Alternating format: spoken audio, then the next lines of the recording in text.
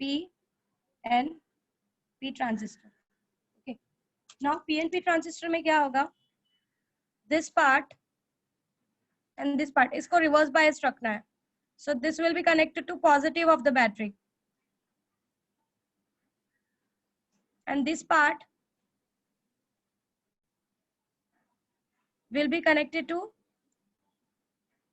negative of the battery, और इसको जरा हायर पोटेंशियल पे रखते हैं।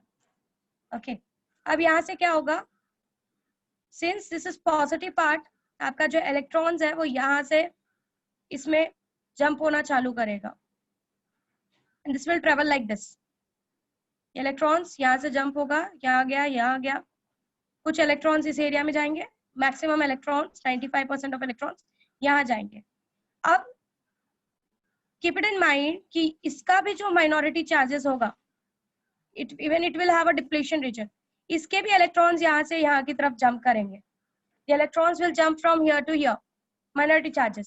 But यहाँ पर जो भी होल्स प्रेजेंट है, so आपकी बैटरी के नेगेटिव टर्मिनल से कुछ पार्ट आकर they will join at this particular holes, वो इस होल्स को आके ज्वाइन होते जाएंगे। This is what that statement is saying, and this is what is going to happen, जिसकी वजह से the electrons will enter inside the p side, and then continuous होता है ये जो प्रोसेस है, ये आगे आगे कंटिन्यूअस होता जाता है।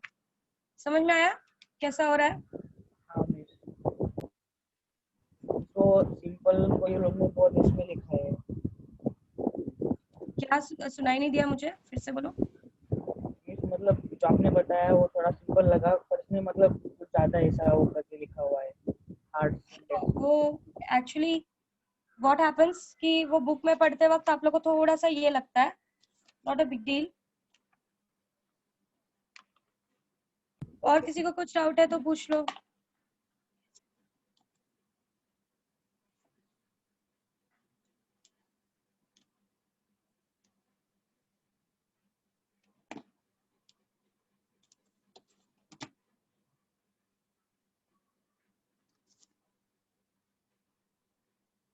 और किसी को कोई डाउट है तो please ask regarding PNP transistor. Transistor configuration नहीं समझा? क्या नहीं समझा आशुतोष? अनम्यूट करो खुद को। हाँ मैम, हेलो। हाँ, you're audible. Go ahead. मेरे से कॉमन एमिटर कॉन्फ़िगरेशन में विजुअलाइज नहीं हो रहा है, मैं कैसे ज्वाइन हुआ है वो समझ नहीं आ रहा है। कुछ नहीं है कॉमन एमिटर कॉन्फ़िगरेशन। ये आपका बेस है, ये आपका एमिटर है। ये जो पार्ट एमिटर का है, दिस पार्ट, ये पार्ट से दो वायर्स निकल रहे हैं, एक इनपुट को जा रहा है और एक आउटपुट को जा रहा है। यही एक पार्ट ऐसा है जो इनपुट, ये दिस पार्ट इज इनपुट, तो बेस सिर्फ इनपुट को कनेक्ट हो रहा है, यहाँ पे कलेक्टर सिर्फ output, they are internally connected. ये जो पूरा, ये एक पूरा ट्रांजिस्टर है, this is whole transistor, they are internally connected. But अगर जब आप इसको इनपुट और आउटपुट से कनेक्ट कर रहे हो, तो बेस का जो टर्मिनल है वो सिर्फ इनपुट को कनेक्ट हो रहा है, कलेक्टर का जो टर्मिनल है वो सिर्फ आउटपुट को कनेक्ट हो रहा है। बट ये जो एमीटर है, ये part, this is connecting to both, इससे दो वायर्स निकल रहे हैं, एक जा रहा है इस साइड टुवर्ड्स द कलेक्टर और दूसरा जा रहा है इस side, that is towards the what we can say, towards the base or towards the input. So that is what is, it is said that it is an common emitter configuration, because we are taking two wires and we are connecting input as well as output from this particular emitter side. Okay ma'am, समझा। Yeah, anything else?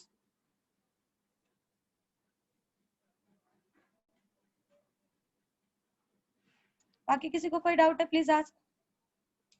से transistor configuration मैं बोल रही हूँ, एक बार देख लो आप लोग, कुछ डाउट है तो पूछो, बिकॉज ट्रांजिस्टर कॉन्फ़िगरेशन पे ही हमको आगे सारी चीजें पढ़नी है। So I am giving you time, एक बार गो थ्रू कर लो, कुछ डाउट है तो पूछो।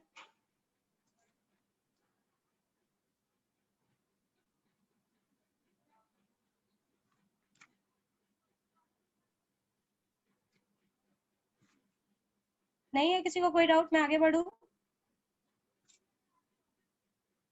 ओके, आगे की तरफ बढ़ते हैं, अगर कोई डाउट नहीं है तो। बाकी लोग पढ़ के आए हो क्या डाउट होने के लिए? First of all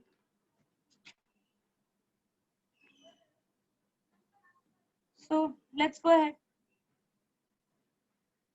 with the common emitter configurations. हम लोग कॉमन एमिटर कॉन्फ़िगरेशन को और ज्यादा अच्छे से पढ़ेंगे and we will go ahead with the part. Okay, so we have already discussed about the transistors. What are transistors? Transistors are those devices जिसके अंदर तीन सेमीकंडक्टर्स को ज्वाइन करवाया जाता है and then we get a device called as PNP transistor or NPN transistor.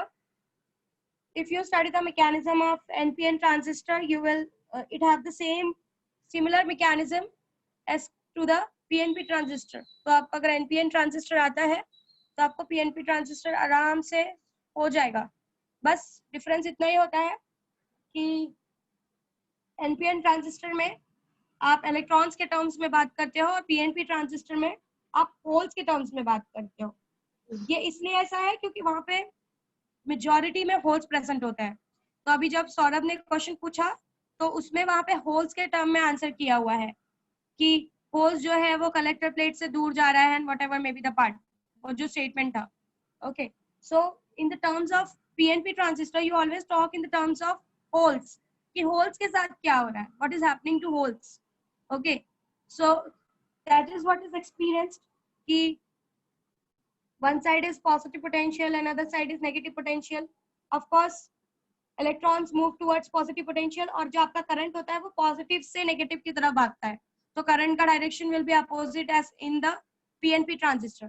Current जो है वो बेस की तरफ जाएगा. That is what we have seen in the symbol as well.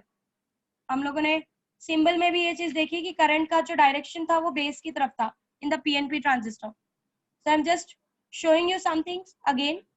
हमने बोला PNP, I am revising some of the part for the transistors and then we will go ahead with the configuration. सबसे पहली बात हमने ये पढ़ी थी PNP transistor के लिए या बाइपोलर जंक्शन ट्रांजिस्टर्स के लिए कि उसका जो एमिटर होता है वो बहुत ही हैवीली डोप्ड होता है. उसका जो बेस होता है वो बहुत लाइटली और बहुत पतला बनाया जाता है, वेयरएज उसका जो कलेक्टर होता है वो बहुत साइज में बड़ा होता है बट वो लाइट मॉडरेटली डोप्ड होता है. तो सबसे लाइट डोपिंग जो होती है वो बेस की जाती है. Now as we know already, there are two types, NPN and PNP. If I go ahead with the symbol of NPN and PNP, as I have told you, please don't go ahead with the textbook. कुछ mistakes हैं textbook में. This is your PNP transistors. As I said कि electrons will be attracted by the positive terminal, क्योंकि ये वाला part, ये जो part है ये हमको फॉरवर्ड रखना होता है, ये पार्ट हमको हमेशा रिवर्स रखना होता है. तो इलेक्ट्रॉन्स क्या होंगे, फॉरवर्ड होने की वजह से और प्लस पार्ट होने की वजह से इलेक्ट्रॉन्स ये साइड में जंप करना चालू करेंगे. When electrons will start jumping in this direction, तो आपका जो करंट होगा वो उसके अपोजिट डायरेक्शन में जाएगा, तो current will go to the base. Okay, फिर since electron will start jumping, आप इलेक्ट्रॉन के टर्म्स में बात करो या होल्स के, अगर आप होल्स के टर्म में बात करते हो तो होल्स जो होंगे, अगर मैं होल्स के टर्म में बात करूं तो होल्स जो होंगे, अगर इलेक्ट्रॉन सीधा इस तरफ भाग रहे हैं तो होल्स उल्टे डायरेक्शन में जाएंगे. This will be the direction of the holes, जिस डायरेक्शन में आपका करंट है. सो electron will start moving towards the emitter and holes will start moving towards the collector. holes जो होता है वो collector की तरफ बढ़ना चालू हो जाता है. now यहाँ से the electron will be ejected out, यहाँ से निकला.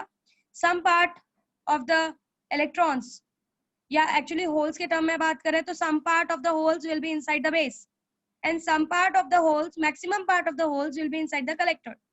okay, and this collector will be responsible for this holes will be responsible for the current because यहाँ पे maximum holes है वही responsible है current के लिए.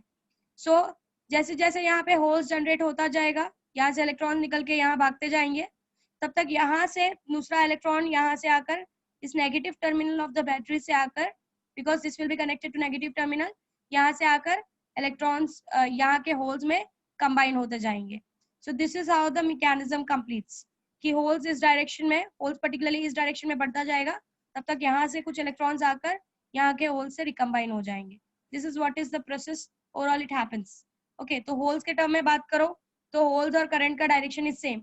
इलेक्ट्रॉन्स के टर्म में बात करो तो इलेक्ट्रॉन्स एंड करंट का डायरेक्शन आर अपोजिट. बट यहाँ पे होल्स को क्यों रिस्पॉन्सिबल माना जाता है, क्योंकि इलेक्ट्रॉन्स जल्दी जल्दी जंप कर पा रहे हैं, करंट का amount is very high, it is because what is current? Current is charge per unit time. So इनको सिंस इलेक्ट्रॉन को बहुत स्पेस मिल रहा है, there is less resistance inside this P, क्योंकि ये हाईली डोप्ड है। हाईली डोप्ड है मतलब बहुत सारे होल्स होंगे, फटाफट फटाफट इलेक्ट्रॉन्स इसमें से जंप करके आगे की तरफ बढ़ेंगे।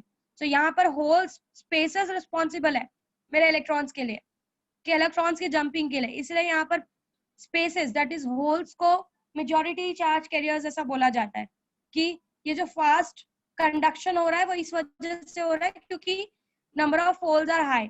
तो इसलिए बोलते हैं कि जब हम पीएनपी की बात करते हैं तो हम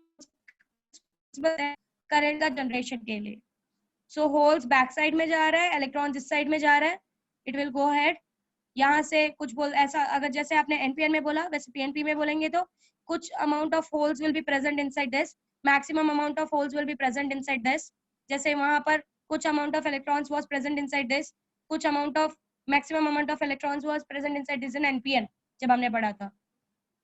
सो तब तक जब तक होल्स यहाँ से इलेक्ट्रॉन्स निकल के भाग रहे हैं, तब तक यहाँ से ये जो इलेक्ट्रॉन्स यहाँ से निकल चुके हैं वो इस पार्ट से निकलकर negative part of the battery से आकर वापस से पी में कलेक्ट होते जाएंगे।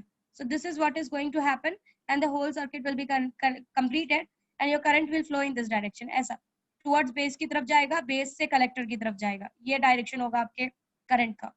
This is the direction of the current, ये डायरेक्शन होगा करंट का। ओके, सो यही दो डिफरेंस है कि एक में डायरेक्शन ऐसा कुछ था, दूसरे में डायरेक्शन ऐसा कुछ है। सो एक में डायरेक्शन आपका करंट का डायरेक्शन ऐसा कुछ जा रहा है यहाँ से बेस, बेस से कलेक्टर, और एनपीएन में जो करंट होता है वो एमीटर इस तरीके से जाता है, collector to base, base to emitter. Current का डायरेक्शन अपोजिट होता है। So this is what is the experienced phenomena of your collector and emitter. यही फिनोमिना है कलेक्टर और एमीटर का, कि आपका पीएनपी और एनपीएन में the directions of the current are different. बाकी मैकेनिज्म जैसे वहाँ यहाँ पे इलेक्ट्रॉन्स के मैकेनिज्म है, वहाँ पे होल्स के मैकेनिज्म कंसिडर किए जाते हैं, बट ऑफ कोर्स करंट का जो डायरेक्शन है वो कन्वेंशनल डायरेक्शन के हिसाब से ही, दैट इज इलेक्ट्रॉन के फ्लो के हिसाब से ही कंसिडर किया जाता है। Okay, so that is what is the phenomena which has been observed inside the NPN and PNP transistor. Okay, so मैं मोस्ट प्रोबेबली मैं एनपीएन ट्रांजिस्टर्स के साथ ही काम करूंगी। अगर आपको किसी ने पूछा कभी कि please explain me what is the part in the PNP transistor, you should simply say that the way here electrons are working, वही सेम वर्किंग वहां पर होल्स की होती है, because in PNP transistor your holes are the majority charge carriers. Okay, अब कोई अगर बहुत स्मार्ट होगा तो वो ये बोलेगा कि व्हाट आर होल्स, तो you have to simply say holes are the empty spaces. उसको एक स्पेशल टाइप ऑफ चार्ज इसलिए माना गया क्योंकि उसका होना भी बहुत बड़ी बात है इनसाइड द सेमीकंडक्टर। अगर वो जितना ज्यादा प्रेजेंट है, मेरे इलेक्ट्रॉन्स को जंप करने के लिए उतना इजीली प्लेस मिल जाएगा। ये बात तो आपको समझ में आ चुकी होगी कि एक्चुअली में जंप करने का काम इलेक्ट्रॉन्स ही कर रहे हैं, but how this holes are responsible is all because of the spaces, all because of the empty places it is providing to the electrons. So इसीलिए बोलते हैं कि holes and electrons both are responsible for the conduction in the semiconductor devices. And it is good कि हम लोगों को सिर्फ और सिर्फ इलेक्ट्रॉन पे बेस्ड नहीं रहना है, हमको हमारे पास एक ही टाइम में दो ऐसी चीज है जो मुझे करंट कंडक्शन में हेल्प कर रही है, एक तो इलेक्ट्रॉन, दूसरा holes. So that is quite good for our conduction property. और हमारे जो अप्लायंसेस वगैरह है वो मोस्ट ऑफ द सेमीकंडक्टर्स से इसीलिए बनाए जाते हैं क्योंकि सेमीकंडक्टर्स के अंदर का फिनोमिना ही अलग चलता है। ओके, उसको आप नॉर्मल टेम्परेचर पे भी डोपिंग करके उसके अंदर काफी अच्छा कंडक्टिविटी क्रिएट कर सकते हो, और ऑफ कोर्स टेम्परेचर हाई हो कर करके उसकी कंडक्टिविटी और हाई होती जाती है, वो तो उसकी सेकंड बेस्ट प्रॉपर्टी है। ओके, सो बट उसको बहुत ही अच्छे तरीके से मैनेज करना पड़ता है if you increase the temperature, that is always true. Okay, so let's go ahead with the configuration. Configuration देखते हैं जरा। हमने 3 कॉन्फ़िगरेशन देखा था, C configuration, CC configuration and CB configuration, that is common emitter, common collector, common base. मैंने बता दिया कॉमन एमीटर मतलब एमीटर से 2 वायर्स निकलेंगे, एक इनपुट को जाएगा, एक आउटपुट को जाएगा। कॉमन कलेक्टर मतलब कलेक्टर को कॉमन रखेंगे, वहां से 2 वायर्स निकलेंगे, एक इनपुट को जाएगा, एक आउटपुट को जाएगा। एंड कॉमन बेस में भी एक इनपुट को जाएगा, एक आउटपुट को जाएगा। सबसे बेस्ट आपकी बुक में सबसे बेस्ट सी बोला है, बट सबसे बेस्ट जो होता है वो सीसी होता है, common collector. Okay, common collector का जो इनपुट रेजिस्टेंस होता है और जो आउटपुट रेजिस्टेंस होता है, आपको पता है कि input resistance should be very high and input resistance should be very low and output resistance should be very high, कि मेरे लोड को फटाक से जाके झटका ना लगे। ओके, तो ये जो कंडीशन है सबसे बेस्ट सीसी में पाई जाती है, दैट इज कॉमन कलेक्टर। उसके बाद सीई में पाई जाती है, उसके बाद सीबी में पाई जाती है। But then also we don't use this type. इसको ना यूज करने का पीछे बहुत सारे रीजंस है। वन ऑफ द एक रीजन है कि ये ज्यादा एफिशिएंट है, इजिली अवेलेबल होता है एज कम्पेयर टू दिस। इसको बनाने में, इसको मैनेज करने में थोड़ा कॉस्ट इफेक्टिव होता है इसको मैनेज करना, इसीलिए हम लोग मोस्ट ऑफ द टाइम इसको यूज करते हैं। ना हमको बहुत ज्यादा बेस्ट चाहिए, ना हमको बहुत ज्यादा लोअर चाहिए, हम लोग मिडिल क्लास लोग हैं, मिडिल वाली चीज यूज करेंगे। सो इसका पार्ट इतना अच्छा नहीं होता जितना, जैसा इनपुट हमको चाहिए और जैसा आउटपुट हमको चाहिए वो इतना बेस्ट नहीं देता। सबसे बेस्ट इसका होता है और मिडल में इसका होता है, तो हम मोस्टली सी को यूज करते हैं, that is common emitter configuration को यूज करते हैं। So we are going to discuss in detail about the common emitter configuration. हम इसके बारे में बहुत ही डिटेल में पढ़ने वाले हैं by using NPN transistor. NPN transistor का यूज करके हम कॉमन एमिटर कॉन्फ़िगरेशन के बारे में पढ़ने वाले हैं। ओके, नाउ अगेन मैं बोलूंगी आपका कॉमन एमिटर कॉन्फ़िगरेशन भी आपके बुक से नॉर्मली मत देखना, वैसे तो कुछ ज्यादा उन्होंने उसमें रॉन्ग नहीं किया हुआ है, but still. Okay, now before starting with the common emitter configuration, जरा कॉमन एमिटर कॉन्फ़िगरेशन का उससे पहले हम लोग जरा एनपीएन के बारे में कुछ चीजें रिवाइज करते हैं। NPN, this is highly doped, this is emitter, this is thin one, this is base, and this one is the collector, which is moderately doped but bigger in size. This will be always, this part is the input, this will be always it will be always what we can say forward biased, this terminal. Okay, कुछ terms समझाने वाली हूँ before starting with this, कि आपको confusion ना हो। आपकी book में नेमिंग थोड़ी गलत की गई है, मैंने एक स्टैंडर्ड बुक से नेमिंग ली है, आपकी बुक में वो नेमिंग नहीं है, आपके बुक में बहुत सारी चीजों को सेम करके रख दिया है। सो मैं आपको वो सारे कंसेप्ट सिखाते हुए जाऊंगी, बट एज आपका टीचर जो भी होगा वो बुक को फॉलो करेगा, तो ऐसा नहीं होना चाहिए कि कुछ और लिखा दिया तो आपके टीचर ने उसको रॉन्ग काट दिया, ऐसा नहीं होना चाहिए। इसलिए we will follow your book, but we will understand something correct, कि कुछ करेक्ट चीजों को समझने की कोशिश करेंगे। Now this is NPN, so this part we have to connect it into reverse bias situation, that is यहाँ पे पॉजिटिव आएगा, नेगेटिव, पॉजिटिव, नेगेटिव। यहाँ पर ज्यादा सेल लगाने के पीछे रीजन मैं आपको बताती हूँ, मुझे इसको हाई पोटेंशियल पे रखना है। I need to keep this at high potential. High potential पे मुझे क्यों रखना है इसको, why I need to keep the it at high potential, उसके पीछे रीजन एक यही है कि पहले तो वो इलेक्ट्रॉन्स को अट्रैक्ट करे, बहुत मोटा रिवर्स बायसिंग बहुत मोटी होनी चाहिए। ओके, पहला रीजन यही है इसको हाई पोटेंशियल। दूसरा, मेरा करंट जो है वो high to low, that is आपने देखा होगा current always flows from positive to negative terminal, तो करंट हमेशा पॉजिटिव टू नेगेटिव, तो इसको थोड़ा इसके कंपेयर में मेरा पूरा करंट इसी डायरेक्शन में है, इसलिए मैं इसको हाई पोटेंशियल पे रख रही हूँ। I am keeping this at high potential. Okay, so I am keeping this at high potential, this is at lower potential. यहाँ पे ज्यादा सेल लगाने का यही रीजन है कि इसको मुझे हाई पोटेंशियल पे रखना है, सो दैट मेरा जो करंट है वो यहाँ से इस डायरेक्शन में, सारा का सारा करंट इस डायरेक्शन में फ्लो हो। ओके, और यहाँ पर ऑफ कोर्स इसका रिवर्स बायस का जो थिकनेस हो वो थोड़ा मोटा बने, सो दैट आराम से बहुत सारे इलेक्ट्रॉन्स जो है वो इजीली एस्केप हो जाए, सॉरी आराम से करंट बन जाए, और इलेक्ट्रॉन्स यहाँ से इसके अंदर, जैसे ही इलेक्ट्रॉन्स इस एरिया में आए दे गेट अट्रैक्टेड, इलेक्ट्रॉन्स इस एरिया में है दे गेट अट्रैक्टेड, इलेक्ट्रॉन्स इस एरिया में दे गेट अट्रैक्टेड।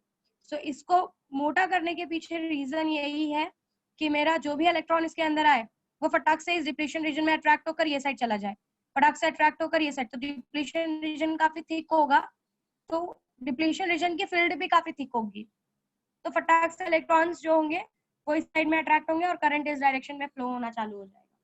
सो यहाँ पर इतनी सारी बैटरीज लगाने का यही रीजन है कि मुझे इसको हाई पोटेंशियल पे रखना है। I want to keep it at high potential, कि मेरा इलेक्ट्रॉन्स इजिली एन साइड में अट्रैक्ट हो जाए, इस साइड में अट्रैक्ट हो जाए, और मेरा करंट इस डायरेक्शन में आराम से फ्लो हो। So this is what is the reason इतने सारी बैटरीज लगाने के पीछे। नाउ व्हाट, ये तो अभी तक मैंने इसको कॉमन एमिटर बनाया नहीं है, मैं जस्ट अभी कुछ सिंबल्स आपको समझाने जा रही हूँ। ऑफकोर्स एनपीएन है तो करंट यहाँ से एमिटर से बाहर निकलेगा, कुछ current will be in the base and kuch current will be maximum current 95% current will be inside the this part. Okay, now ये जो पार्ट है, ये जो बैटरीज दिख रही है, इनके बारे में मुझे कुछ बहुत इंपॉर्टेंट डिस्कस करना है। तुम लोगों का एक क्वेश्चन मार्क, कल मुझे सौरभ ने एक क्वेश्चन पूछा, काफी अच्छा क्वेश्चन था कि miss you are saying that electrons are being attracted towards positive potential, what does that mean? इसके बारे में मैंने जब रिवर्स बायस सिचुएशन समझाया था, मैंने आपको बहुत अच्छे से क्लियर किया था कि ये पॉजिटिव पोटेंशियल या नेगेटिव पोटेंशियल हो क्या रहा है, मीनिंग क्या है इसका। ओके, मैंने जब इसको हाई पोटेंशियल पे रखा, मैंने यहाँ पर बहुत बड़ा डिप्लीशन रीजन बनाया है। इसका मतलब ये है कि यहाँ के बहुत सारे इलेक्ट्रॉन्स इस साइड जाकर इसके होल्स को कंबाइन हो गए। और आपको पता है अगर ये डोनेटिंग वाला पार्ट हो गया, तो ये डोनेटिंग हो गया तो इसके ऊपर पॉजिटिव पोटेंशियल आ जाएगा, और ये एक्सेप्टिंग वाला इलेक्ट्रॉन होगा तो इसमें जो डिप्लीशन रीजन बनेगा वो नेगेटिव वाला हो जाएगा।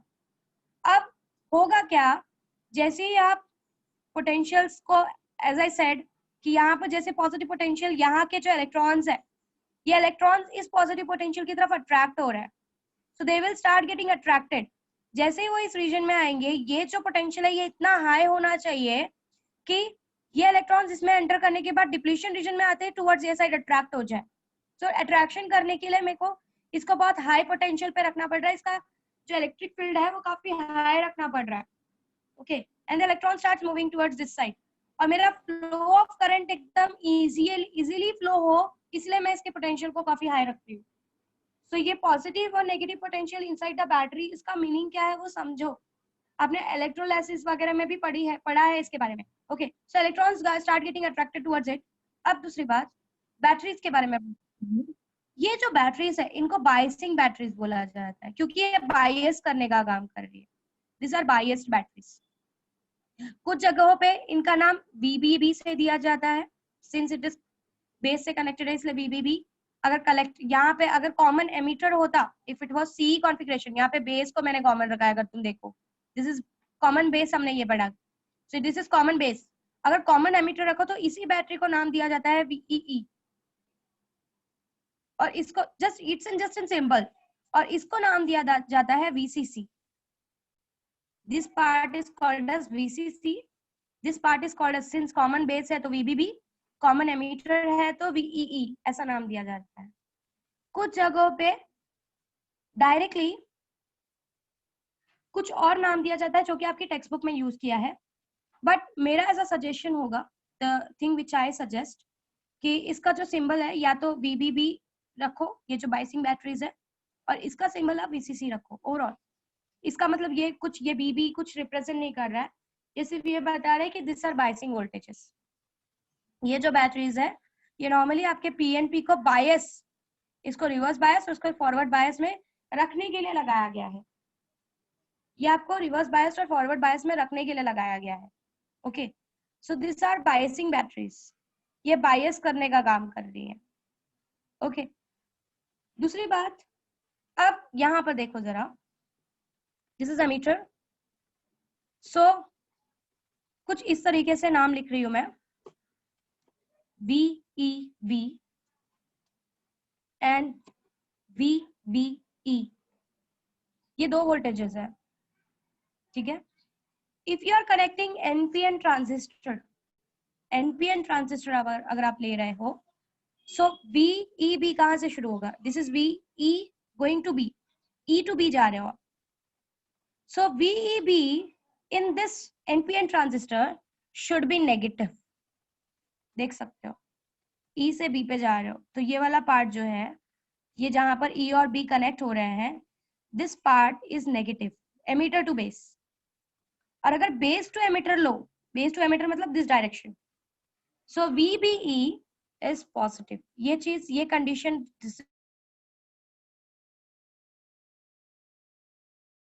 कि this is forward biased situation, E से B नेगेटिव होना चाहिए और B से E पॉजिटिव होना चाहिए। ये आपका कहीं कहीं पर आप जब कोई स्टैंडर्ड बुक देखोगे वहां पर वो लिखा होगा उसने कि फॉरवर्ड बायस सिचुएशन के लिए for NPN transistor this condition is required, VEB is negative, VBE is positive. Okay, आपकी बुक में कहीं नहीं दिया है, but this is the way of writing कि मेरा E से B अगर आप जा रहे हो तो इट शुड बी नेगेटिव, और B से E अगर आप आ रहे हो तो इट शुड बी पॉजिटिव। मतलब बेस जो है वो एमिटर के कंपेयर में पॉजिटिव होना चाहिए, और जो एमिटर जो है वो बेस के कंपेयर में नेगेटिव होना चाहिए। This is what is the explanation of this VEB and VBE। Emitter must be negative with respect to base, यहाँ पे माइनस है ना, and base must be positive with respect to emitter. एक ही बात होगी दोनों की, मीनिंग एक ही है, but you need to understand कि इसका मतलब क्या है। आपको कहीं बोल दिया कि VEB इज नेगेटिव तो आपको समझेगा ही नहीं कि मैं ये क्या बोलने की कोशिश कर रहा है।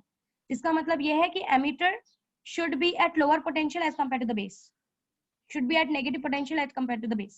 So आपको negative terminal of the battery को emitter को connect करना है, और base should be positive with respect to emitter, मतलब positive terminal of the battery को आपको इसको कंपेयर करना, क्योंकि positive terminal कंपेयर करोगे तो this is plus, negative terminal compare करोगे तो this is minus, मतलब emitter जो है वो base के कंपेयर में negative है।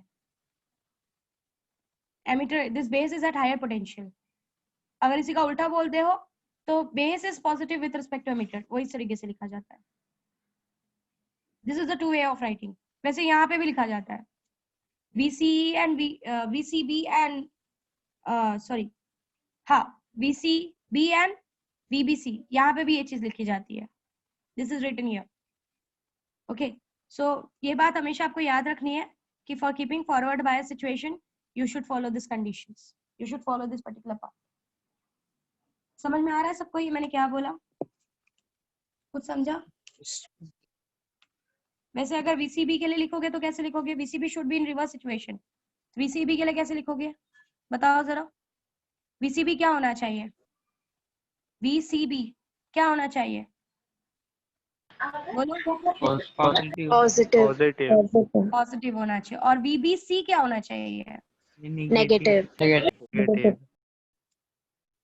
समझा? तो कुछ रेफरेंस बुक्स में आपके इस तरीके से भी नाम दिए होंगे for representing your reverse bias situation in NPN transistor.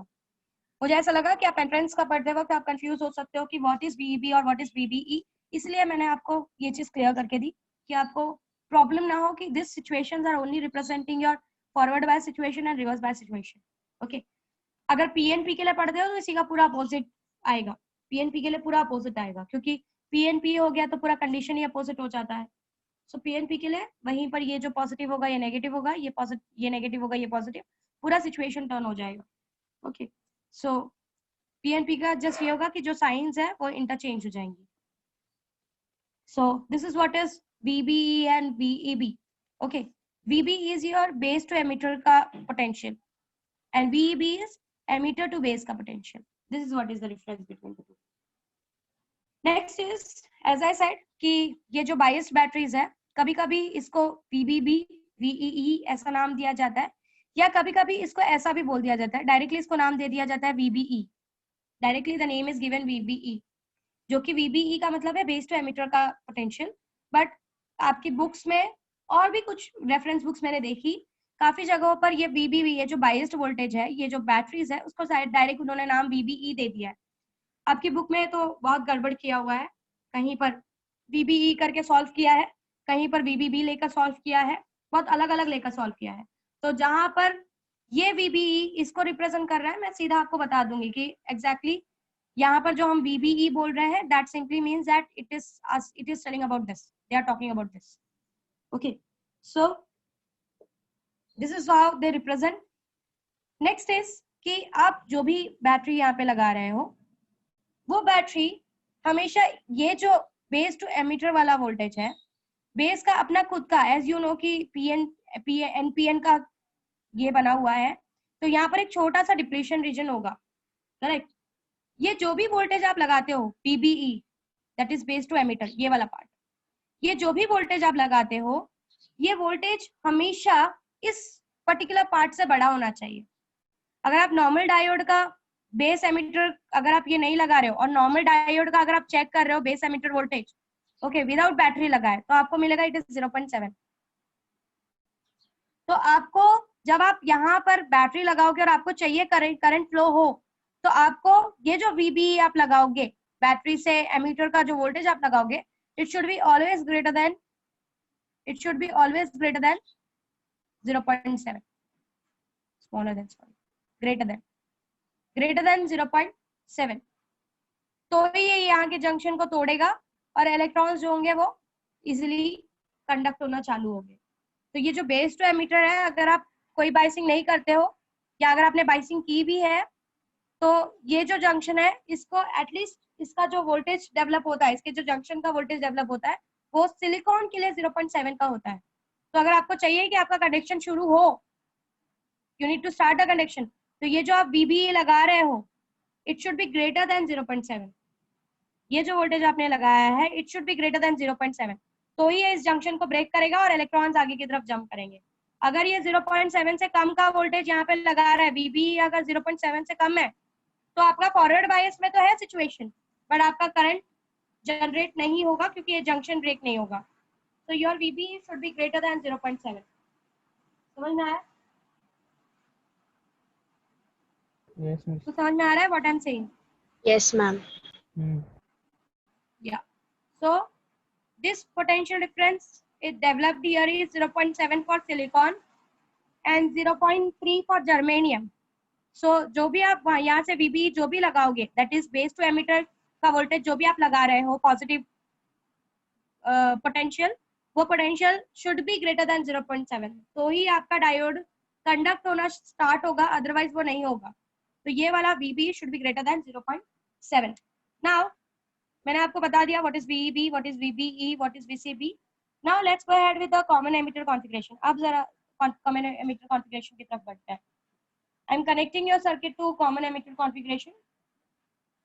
Okay, common emitter configuration की तरफ आगे बढ़ता है। So let's go ahead with the common emitter configuration. ये VEB और VBE वाला सिचुएशन को जरा दिमाग में रखो। आपको VEB को दिमाग में ज्यादा रखने की जरूरत नहीं है, that is emitter to base. आपको बेस टू एमिटर को दिमाग में रखना है कि base to emitter should be always greater than 0.7 for silicon. Silicon के लिए वो 0.7 से बड़ा ही होना चाहिए, तो ही it will work, otherwise not. Otherwise आपने उसको फॉरवर्ड में रखा तो भी वो काम नहीं करेगा। तो जंक्शन जो है, पहला वाला जंक्शन, उसको ब्रेक करने के लिए एटलीस्ट आपको बेस टू एमिटर का जो पोटेंशियल है उसको आपको थोड़ा हाई रखना पड़ेगा, तो ही वो इजीली बेस को इजीली जंक्शन को तोड़ पाएगा आपका electron. Okay, so let's go ahead. Let's connect your common emitter configuration. This is common emitter configuration. This is emitter. ये side input होगा, ये side output होगा. Okay. यहाँ पे I am connecting one resistance so that this is my बताती हूँ क्या है. This is my, since I'm using N transistor, so P should be connected to positive. ये part पूरा जो होता है, ये पार्ट पूरा फॉरवर्ड बायस्ड होना चाहिए, आपको पता है फॉरवर्ड बायस्ड है।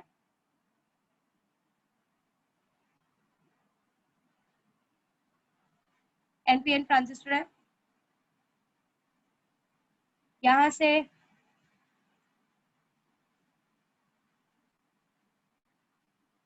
एक मिनट, आई थिंक मैंने कुछ मिस्टेक की है क्या ड्रॉ करने में। This is P, correct?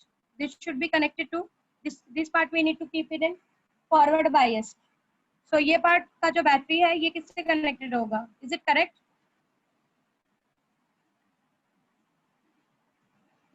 This is N, so N should be connected to, अगर मुझे इसको फॉरवर्ड बायस में रखना है, is it correct?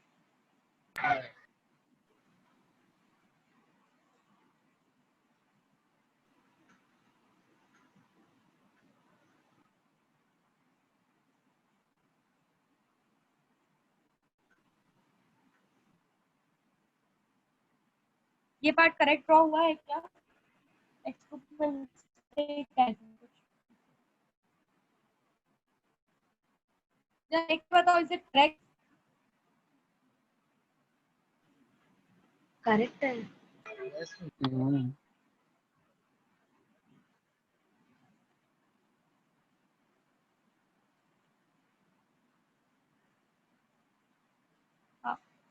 Miss, N Okay. को positive. So this is forward biased, this is reverse biased situation. अब आपकी text book में किया क्या है, what they have done,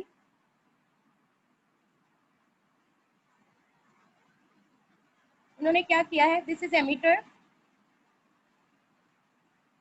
this is base, this is collector.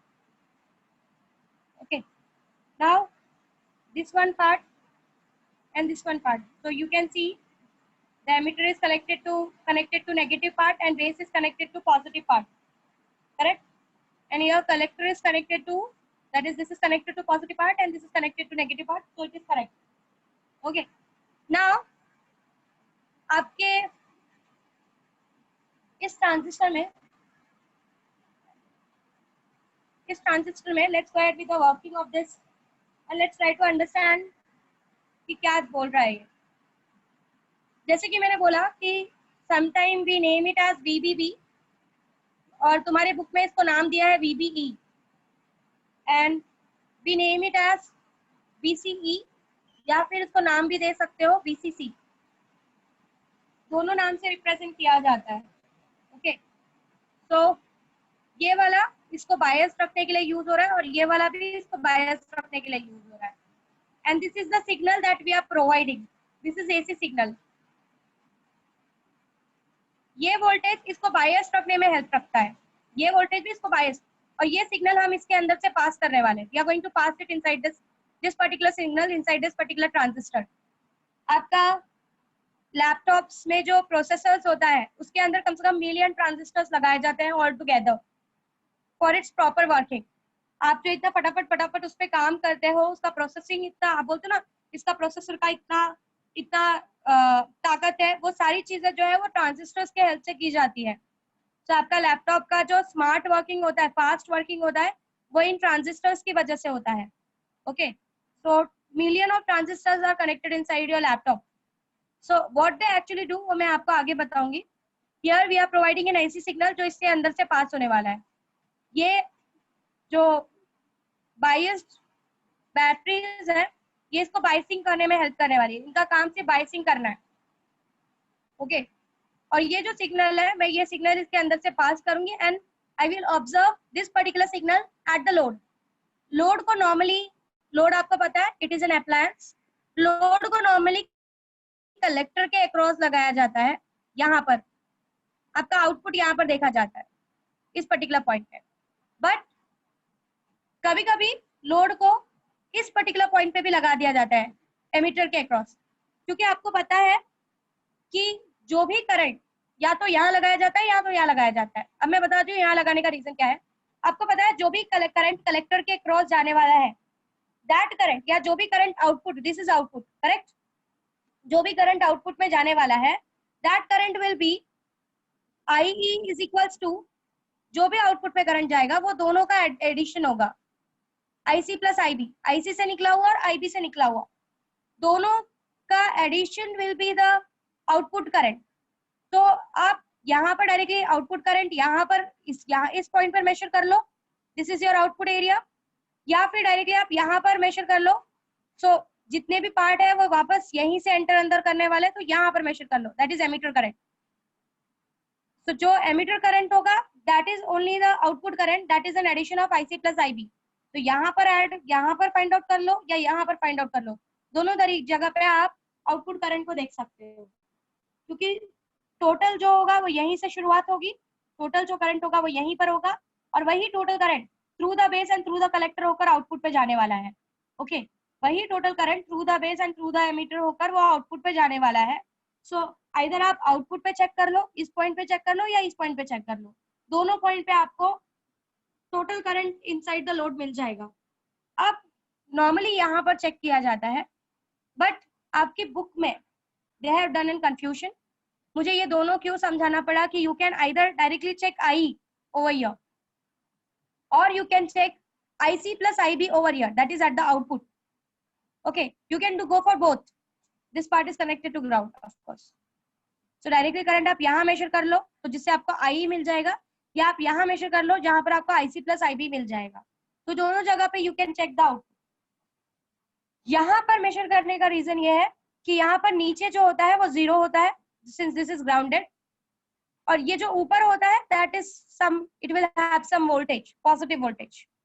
सो यहाँ पर आप डायरेक्टली 0 से कंपेयर करते हो, मतलब अगर 1 है तो 1 होगा, 2 है तो 2 होगा, 3 है तो 3 होगा, 4 है तो 4 होगा, and so on.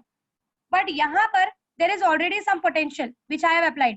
Let us say this potential is 3 volt और यहाँ पर आपका 10 volt आया है, तो आपका जो वोल्ट मीटर है वो वोल्ट मीटर इन दोनों का डिफरेंस दिखाएगा, जो वोल्टेज ड्रॉप दिखाएगा वो इन दोनों का डिफरेंस दैट इज 7 वोल्ट दिखाएगा।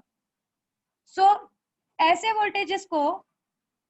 वोल्टेजेस को इग्नोर करने के लिए हम क्या करते हैं, अगर हमको करंट चेक करना है तो हम इस एरिया में चेक कर लेते हैं कि डायरेक्टली इस पर्टिकुलर 0 रेफरेंस लेवल से हम अपने मेजरमेंट को कर सके। तो जो दोनों जगह पे आपका करंट मेजर किया जाता है, यहाँ पर भी किया जाता है और यहाँ पर भी किया जाता है। यहाँ पर एक्स्ट्रा वोल्टेज होने की वजह से इसको इग्नोर करके यहाँ पर भी कभी कभी चेक किया जाता है। तो आपकी बुक में कुछ जगहों पे फर्स्ट पार्ट पे यहाँ पर उन्होंने लोड को लगाया हुआ है, RL को लगाया हुआ है, they have tied this load over here कि हम जब करंट चेक करें, IE चेक करें तो हम 0 रेफरेंस लेवल से चेक करें, सो दैट हमको एक यहाँ पर एज यू कैन सी यहाँ पर देयर इज सम वोल्टेज और यहाँ पे देयर इज सम वोल्टेज, तो यहाँ पे 0 से कंपेयर नहीं हो रहा है, यहाँ पे दो वोल्टेजेस के बीच में करंट कंपेयर हो रहा है।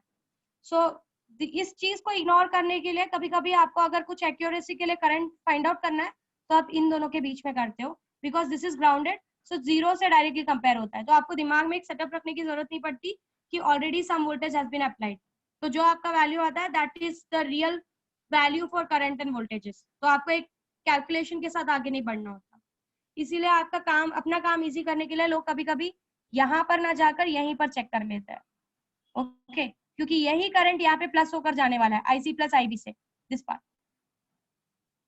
whatever current you will get here will be IC plus IB at this particular point at the output. Okay, so instead of going for this, many of the time we prefer this so that we can have a 0 reference level and whatever drop it shows, it will be the total drop through that particular, or whatever will be the current it will show, that will be, of course it will be compared with the reference level of 0. सो वो easily अच्छा होता है, इसीलिए इसको यहाँ पर load को connect किया जाता है। बट एक्सपेरिमेंट करने के टाइम पे आपका लोड बाहर की तरफ ही कनेक्टेड होता है, यहाँ पर एमीटर के अक्रॉस करंट नहीं कनेक्ट किया जाता है क्योंकि आपको पता है कि इस इनपुट के अक्रॉस रेजिस्टेंस इज लो, तो आपके लोड के खराब होने के चांसेस ज्यादा है। सो सिर्फ एक्यूरेसी के लिए sometime we connected over here, otherwise we don't connect our what we say normally in common emitter configuration we don't connect our load over here क्योंकि the resistance is very low here और आपका load का खराब होने का chances बढ़ जाता है as compared to this point. so इसलिए normally आपका जो पार्ट है वो बाहर की तरफ ही कनेक्ट किया जाता है, यहाँ पर नहीं किया जाता है। यहाँ पर सिर्फ मेजरिंग पॉइंट ऑफ व्यू से इसको कनेक्ट कर सकते हो to see the total current. Okay, so as this is the AC signal that I am applying, ये एक्स्ट्रा सिग्नल है जो मैं ट्रांजिस्टर के थ्रू अप्लाई कर रही हूँ। ये बाइसिंग वोल्टेजेस है जो ट्रांजिस्टर को फॉरवर्ड बायस और रिवर्स बायस में रखेगा। आपके फर्स्ट डायग्राम में उन्होंने लोड को यहाँ पे कनेक्ट किया है, रीजन सिर्फ इतना है कि उनको 0 रेफरेंस लेवल से करंट को मेजर करना है। Okay, so IE current pass through this particular point, IE इस जो करंट है वो इससे पास होगा। आपको पता है IE का direction will be this side, ये नीचे की तरफ जाएगा। ओके, अब इसको मैंने हायर पोटेंशियल पे, पॉजिटिव पोटेंशियल पे रखा है। आपको पता है current goes from positive to negative potential, current ऐसा फ्लो होता है। तो यहाँ पर करंट का direction will be this, base में करंट का डायरेक्शन विल बी दिस, ऐसा कुछ आएगा। दिस इज द बेस का direction, so this is ammeter का डायरेक्शन, सॉरी बेस का direction will be this, electrons का डायरेक्शन उस डायरेक्शन में होता है। सो बेस में करंट अंदर की तरफ जाएगा, कलेक्टर में करंट यहाँ पर ऐसा आ रहा है, and emitter का current is going downward. This is how it is.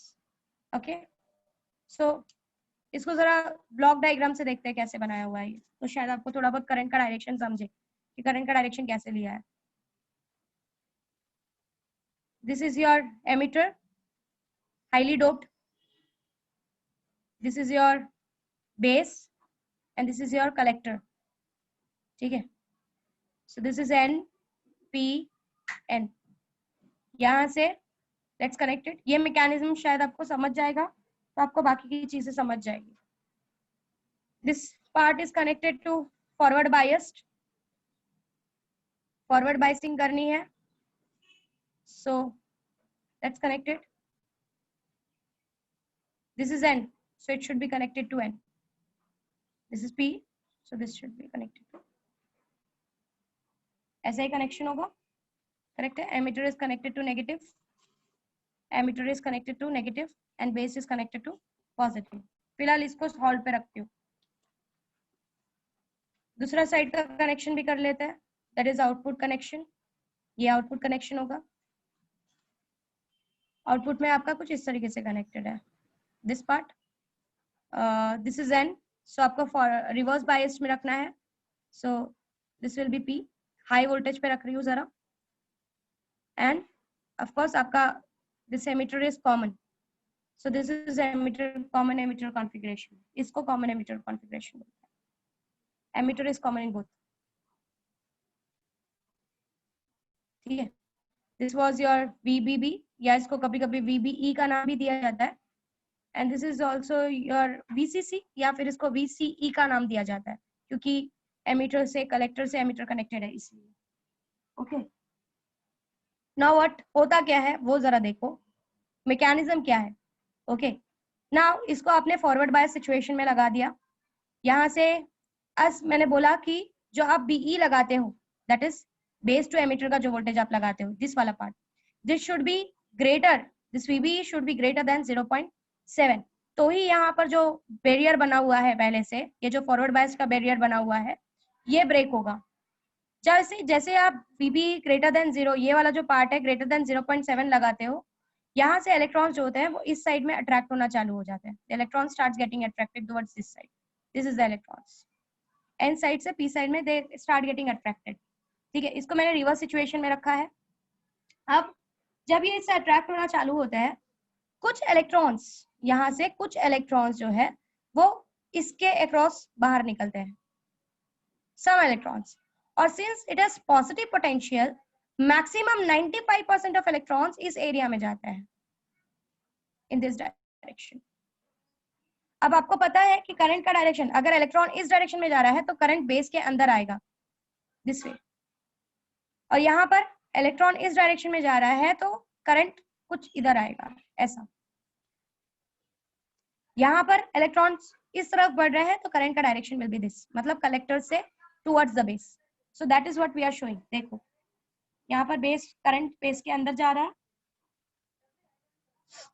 This part is emitter में ये बाहर की तरफ निकल रहा है एंड कलेक्टर में ये अंदर की तरफ आ रहा है. सो अगर आप IE देखो, सी पूरा करंट जो है, ये टोटल करंट जो है IE, इसी से तो ये दोनों बने हुए हैं. इसी के तो इलेक्ट्रॉन से ये दोनों बने हैं. कुछ इलेक्ट्रॉन्स ने यहाँ भेजे, कुछ इलेक्ट्रॉन्स ने यहाँ भेजे. सो टोटल करंट जो भी IE का होगा, जो भी टोटल करंट IE का होगा, वो इन दोनों का एडिशन होगा. ये इन दोनों का एडिशन होगा क्योंकि इसी के तो इलेक्ट्रॉन्स आगे की तरफ बढ़ रहे हैं तो होल्स पीछे जा रहे हैं. सो आप अगर IE मेजर करो, या फिर आप IE मेजर करो, या फिर आप आउटपुट पे एट द आउटपुट आप IB प्लस IC मेजर करो, आपको दोनों पे जो अमाउंट मिलेगा वो सेम मिलेगा. You can try by having a Kirchhoff law. Try कर सकते हो अगर आपको चाहिए तो, क्योंकि what ever current is being generated over here. एक मिनट. इस IE पर होल देखने का ना.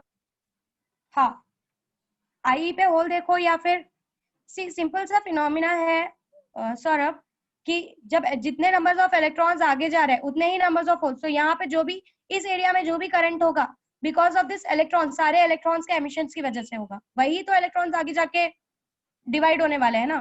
तो आप यहाँ पे IE मेजर कर लो कि कितने इलेक्ट्रॉन्स आगे की तरफ बढ़े हैं, उनकी वजह से जो करंट है, या फिर IC प्लस IB मेजर कर लो, इन दोनों का एडिशन मेजर कर लो.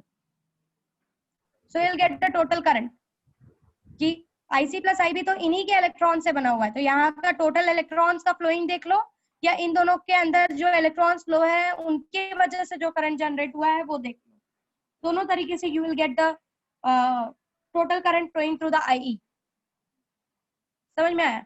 सो this is how it happens कि आप जब VBE 0.7 इसको ज्यादा हाईली पोटेंशियल, इसको पॉजिटिव पोटेंशियल करते हो, बेस को पॉजिटिव करते ही क्या होता है, ये इलेक्ट्रॉन्स यहाँ से अट्रैक्ट होते हैं, आगे की तरफ बढ़ते हैं, कुछ इलेक्ट्रॉन्स इस बेस वाले जंक्शन, ये बेस वाला जो कनेक्शन है उसमें से बाहर की तरफ निकलते हैं, और मैक्सिमम इलेक्ट्रॉन्स जो होते हैं वो कलेक्टर की तरफ अट्रैक्ट होते हैं। This is how it happens. अब अगर आप रेशियो पूछो तो यहाँ पर से सिर्फ 5% इलेक्ट्रॉन्स बाहर निकलते हैं, 95% जो है, सिंस ये ज्यादा हाईली पोटेंशियल है, 95% जो है वो इस साइड अट्रैक्ट हो जाते हैं। Okay, so this is how it conducts, इस तरीके से ये कंडक्ट करता है। सो यहाँ पर current direction is inside the collector, यहाँ पर करंट का direction is inside the base क्योंकि इलेक्ट्रॉन्स बाहर की तरफ आ रहे हैं, और यहाँ पर इलेक्ट्रॉन्स इस साइड जा रहे हैं, तो करंट का डायरेक्शन इज दिस, क्योंकि हमको पता है इलेक्ट्रॉन्स एंड कन्वेंशनल करंट का directions are opposite. Okay, so this is how it works. अब आपको समझ में आ रहा है कि हाउ दिस करंट का direction is like this, inside the base, away from the emitter and inside the collector, and then this current वो यहाँ से यहाँ की तरफ फ्लो होता है, अंदर की तरफ। So this plus this is equals to this. अगर देखो ये अंदर आ रहा है, ये अंदर आ रहा है, तो ये, तो this will be equals to this plus this. इस तरीके से भी सोच सकते हो कि अगर आपको उस तरीके से नहीं सोच रहा है तो ये भी सोच सकते हो, ये भी अंदर आ रहा है, ये भी अंदर आ रहा है, ये सब इधर जा रहा है, तो IE will be simply addition of IC plus IB, but actually उसका उल्टा है। ये चीज आपको पता होना चाहिए कि एमीटर की वजह से जो करंट जनरेट हुआ है that has been circulated inside this collector and base. Emitter के इलेक्ट्रॉन्स की वजह से आपको कलेक्टर और बेस में करंट मिल रहा है। ये मैकेनिज्म आपको पता होना चाहिए। एक बार जरा ध्यान से सर्किट देखो, कुछ डाउट है तो पूछो, कुछ भी ऐसा है जो नहीं समझ रहा है मैकेनिज्म तो प्लीज आस्क, इवन करंट का डायरेक्शन नहीं समझ रहा है तो पूछो।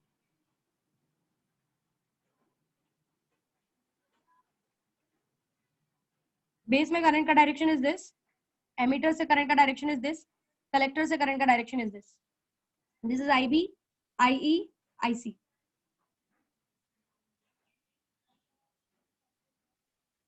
क्योंकि आपके करंट के डायरेक्शन पे ही पूरा सर्किट बेस्ड है, पूरा सर्किट उसी से समझोगे आप, अदरवाइज नहीं समझेगा।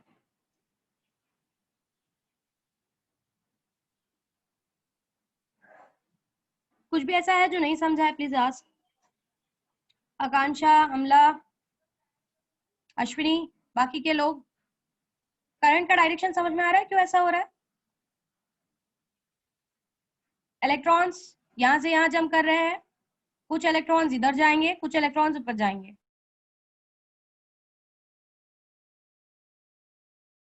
किस करंट को रिजल्ट करेंगे? जो इलेक्ट्रॉन्स कलेक्टर की तरफ जाएंगे वो इलेक्ट्रॉन्स कलेक्टर के करंट को रिजल्ट करेंगे। एंड ऑफ कोर्स इलेक्ट्रॉन्स के मूवमेंट से अपोजिट मूवमेंट होता है आपके करंट का। इलेक्ट्रॉन्स बाहर की तरफ जा रहे हैं तो जो करंट है वो अंदर की तरफ आएगा। यहाँ पे भी इलेक्ट्रॉन्स ऊपर की तरफ जा रहे हैं कलेक्टर की तरफ, तो करंट नीचे की तरफ आएगा। एंड ऑफ कोर्स इसका तो सिंपल फंडा है, करंट ऊपर की, इलेक्ट्रॉन ऊपर की तरफ अट्रैक्ट हो रहा है towards the base, this is at positive potential, this is at negative potential, तो ये अट्रैक्ट होगा इलेक्ट्रॉन्स। तो जब इलेक्ट्रॉन्स ऊपर की तरफ अट्रैक्ट होंगे तो करंट विल बी डाउनवर्ड। तो यहाँ आप डायरेक्टली ऐसा बोल सकते हो कि ये भी अंदर आ रहा है, ये भी अंदर आ रहा है, तो this will be this plus this. या फिर इस तरीके से याद रख सकते हो कि इसी की वजह से तो इन दोनों में करंट है, इसी का कुछ पार्ट इधर गया है, कुछ पार्ट इलेक्ट्रॉन का इधर गया है, जो करंट को रिजल्ट कर रहा है, इसलिए addition of those two you are getting as a emitter current. Okay, so this are the biased voltages, ये बायस्ड वोल्टेजेस है, इनकी बायसिंग इसीलिए रखी गई है कि ये रिवर्स बायस में रहे हमेशा और ये वाला पार्ट हमेशा फॉरवर्ड बायस में रहे। एसी सिग्नल क्यों दिया जा रहा है या क्या है ये एसी सिग्नल, वो मैं आगे समझाऊंगी, फिलहाल आपको फिलहाल सिर्फ इतना समझना है। ओके, सो एक बार एक शॉर्ट में पूरा ये एक्सप्लेन कर रही हूँ। आपका लोड यहाँ पर लगाया गया है जस्ट फॉर मेजरिंग, आपके टेक्स्ट बुक में लोड यहाँ पर लगाया गया है। नॉर्मली लोड यहाँ पे नहीं लगाया जाता, keep it in mind. Load को यहाँ पर सिर्फ मेजरमेंट पर्पज से लगाया है उन्होंने, कि आपको अगर मेजरिंग इंस्ट्रूमेंट कुछ मेजर करना है कि कितना करंट आ रहा है, आपको वो जानना है तो ही यहाँ पर लगाया जाता है। अदरवाइज नॉर्मली लोड आउटपुट पे लगाया जाता है बाहर की तरफ, क्योंकि आउटपुट पे यू हैव हाई रेजिस्टेंस और that is what is our requirement, कि मेरे लोड को हाई रेजिस्टेंस होना चाहिए, झटका नहीं लगना चाहिए करंट की वजह से।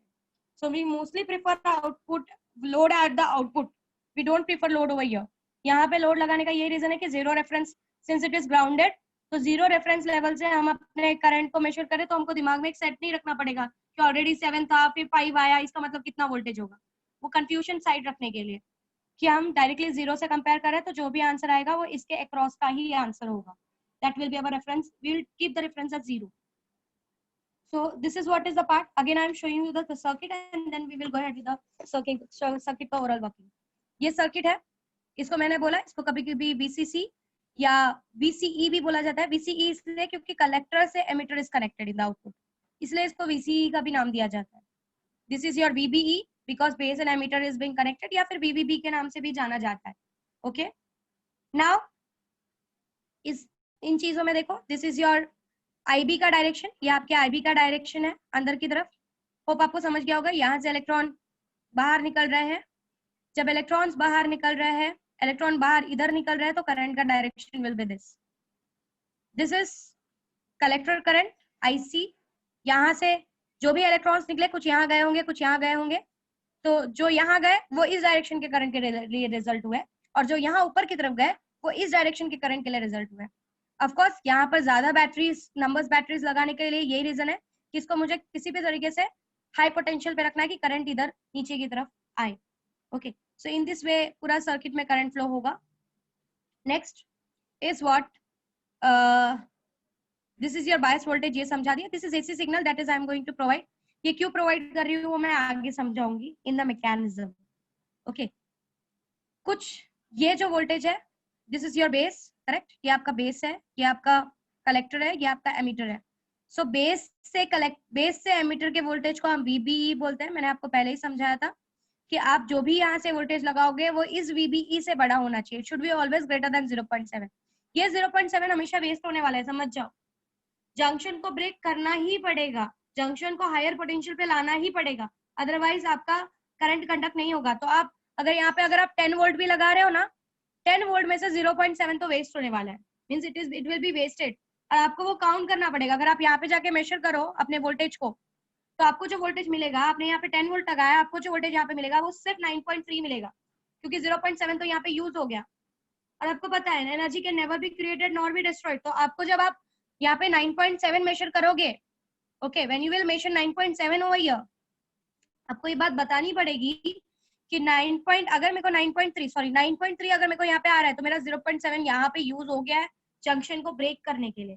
सो this amount, this VBE amount is always wasted here, keep it in mind. आप 7 वोल्ट लगाओ, 15 वोल्ट लगाओ, 20 वोल्ट लगाओ, 0.7 in silicon. For germanium it is 0.3. Okay, for silicon this 0.7 will be wasted. 0.7 waste होना ही है, जंक्शन ब्रेक होना ही है. सो ये आपको हमेशा जब आप इस पे किरचॉफ लगाओगे ना, आपको ये दिमाग में रखना है कि मैं जो भी वोल्टेज लगा रहा हूँ उस वोल्टेज के साथ एक एक्स्ट्रा वोल्टेज इन्वॉल्व होने वाला है. मेरे उस वोल्ट में से ये वोल्ट तो हमेशा माइनस होने वाला है. मैं यहाँ पे 15 लगा रहा हूँ तो 15 माइनस ये तो होना ही होना है. This is going to subtract. 15 में से इतना अमाउंट यहाँ पे खत्म हो जाएगा. आउटपुट पे मुझे इस अमाउंट के खत्म होने के बाद का ही आउटपुट मुझे मिलेगा. अगर मैं यहाँ पे 10 चॉकलेट्स डिस्ट्रीब्यूट कर रही हूँ तो 0.7 चॉकलेट्स तो यही खा लेगा. तो अगर मैं आउटपुट पे चेक करने जाऊंगी तो मुझे पूरा 10 का 10 चॉकलेट नहीं मिलेगा, यहाँ पे पूरा 10 का 10 वोल्ट नहीं मिलेगा यहाँ पे. ये चीज आपको हमेशा किरचॉफ लॉ लगाते हुए याद रखनी है.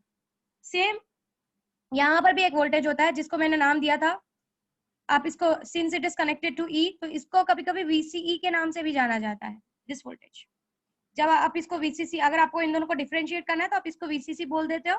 और ये जो कलेक्टर से बेस या कलेक्टर से एमीटर का जो ये पूरा वोल्टेज जाता है, sorry this is VCB, not VCE, this is VCB. और दिस पार्ट, इन दोनों के बीच का part is called as VCE. सो इसको कभी कभी VCB के टर्म से भी जाना जाता है. That is collector to base का voltage. Collector to emitter is VCE, collector to base is VCB. This is VBE, ये डायरेक्शन में. ओके, सो ये सारी चीजें आपको याद रखनी है while applying the Kirchhoff.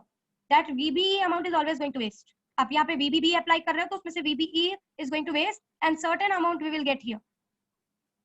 इसमें से ये माइनस करके बाकी का अमाउंट मुझे आउटपुट में देखने के लिए, मेजर करने के टाइम देखने के लिए मिलेगा. समझ में आ रहा है कुछ मैं क्या बोल रही हूँ? Are you understanding what I'm trying to say? इसके अक्रॉस चेक करोगे तो आपको VCE मिलेगा, क्योंकि C एक पे आपने एक, अगर आपने समझो आपको वोल्टेज चेक करना है, आपने एक यहाँ रखा, एक यहाँ रखा, ये तो ग्राउंडेड है, ये 0 हो गया, यहाँ पर रखा, तो you will get certain amount of voltage over here.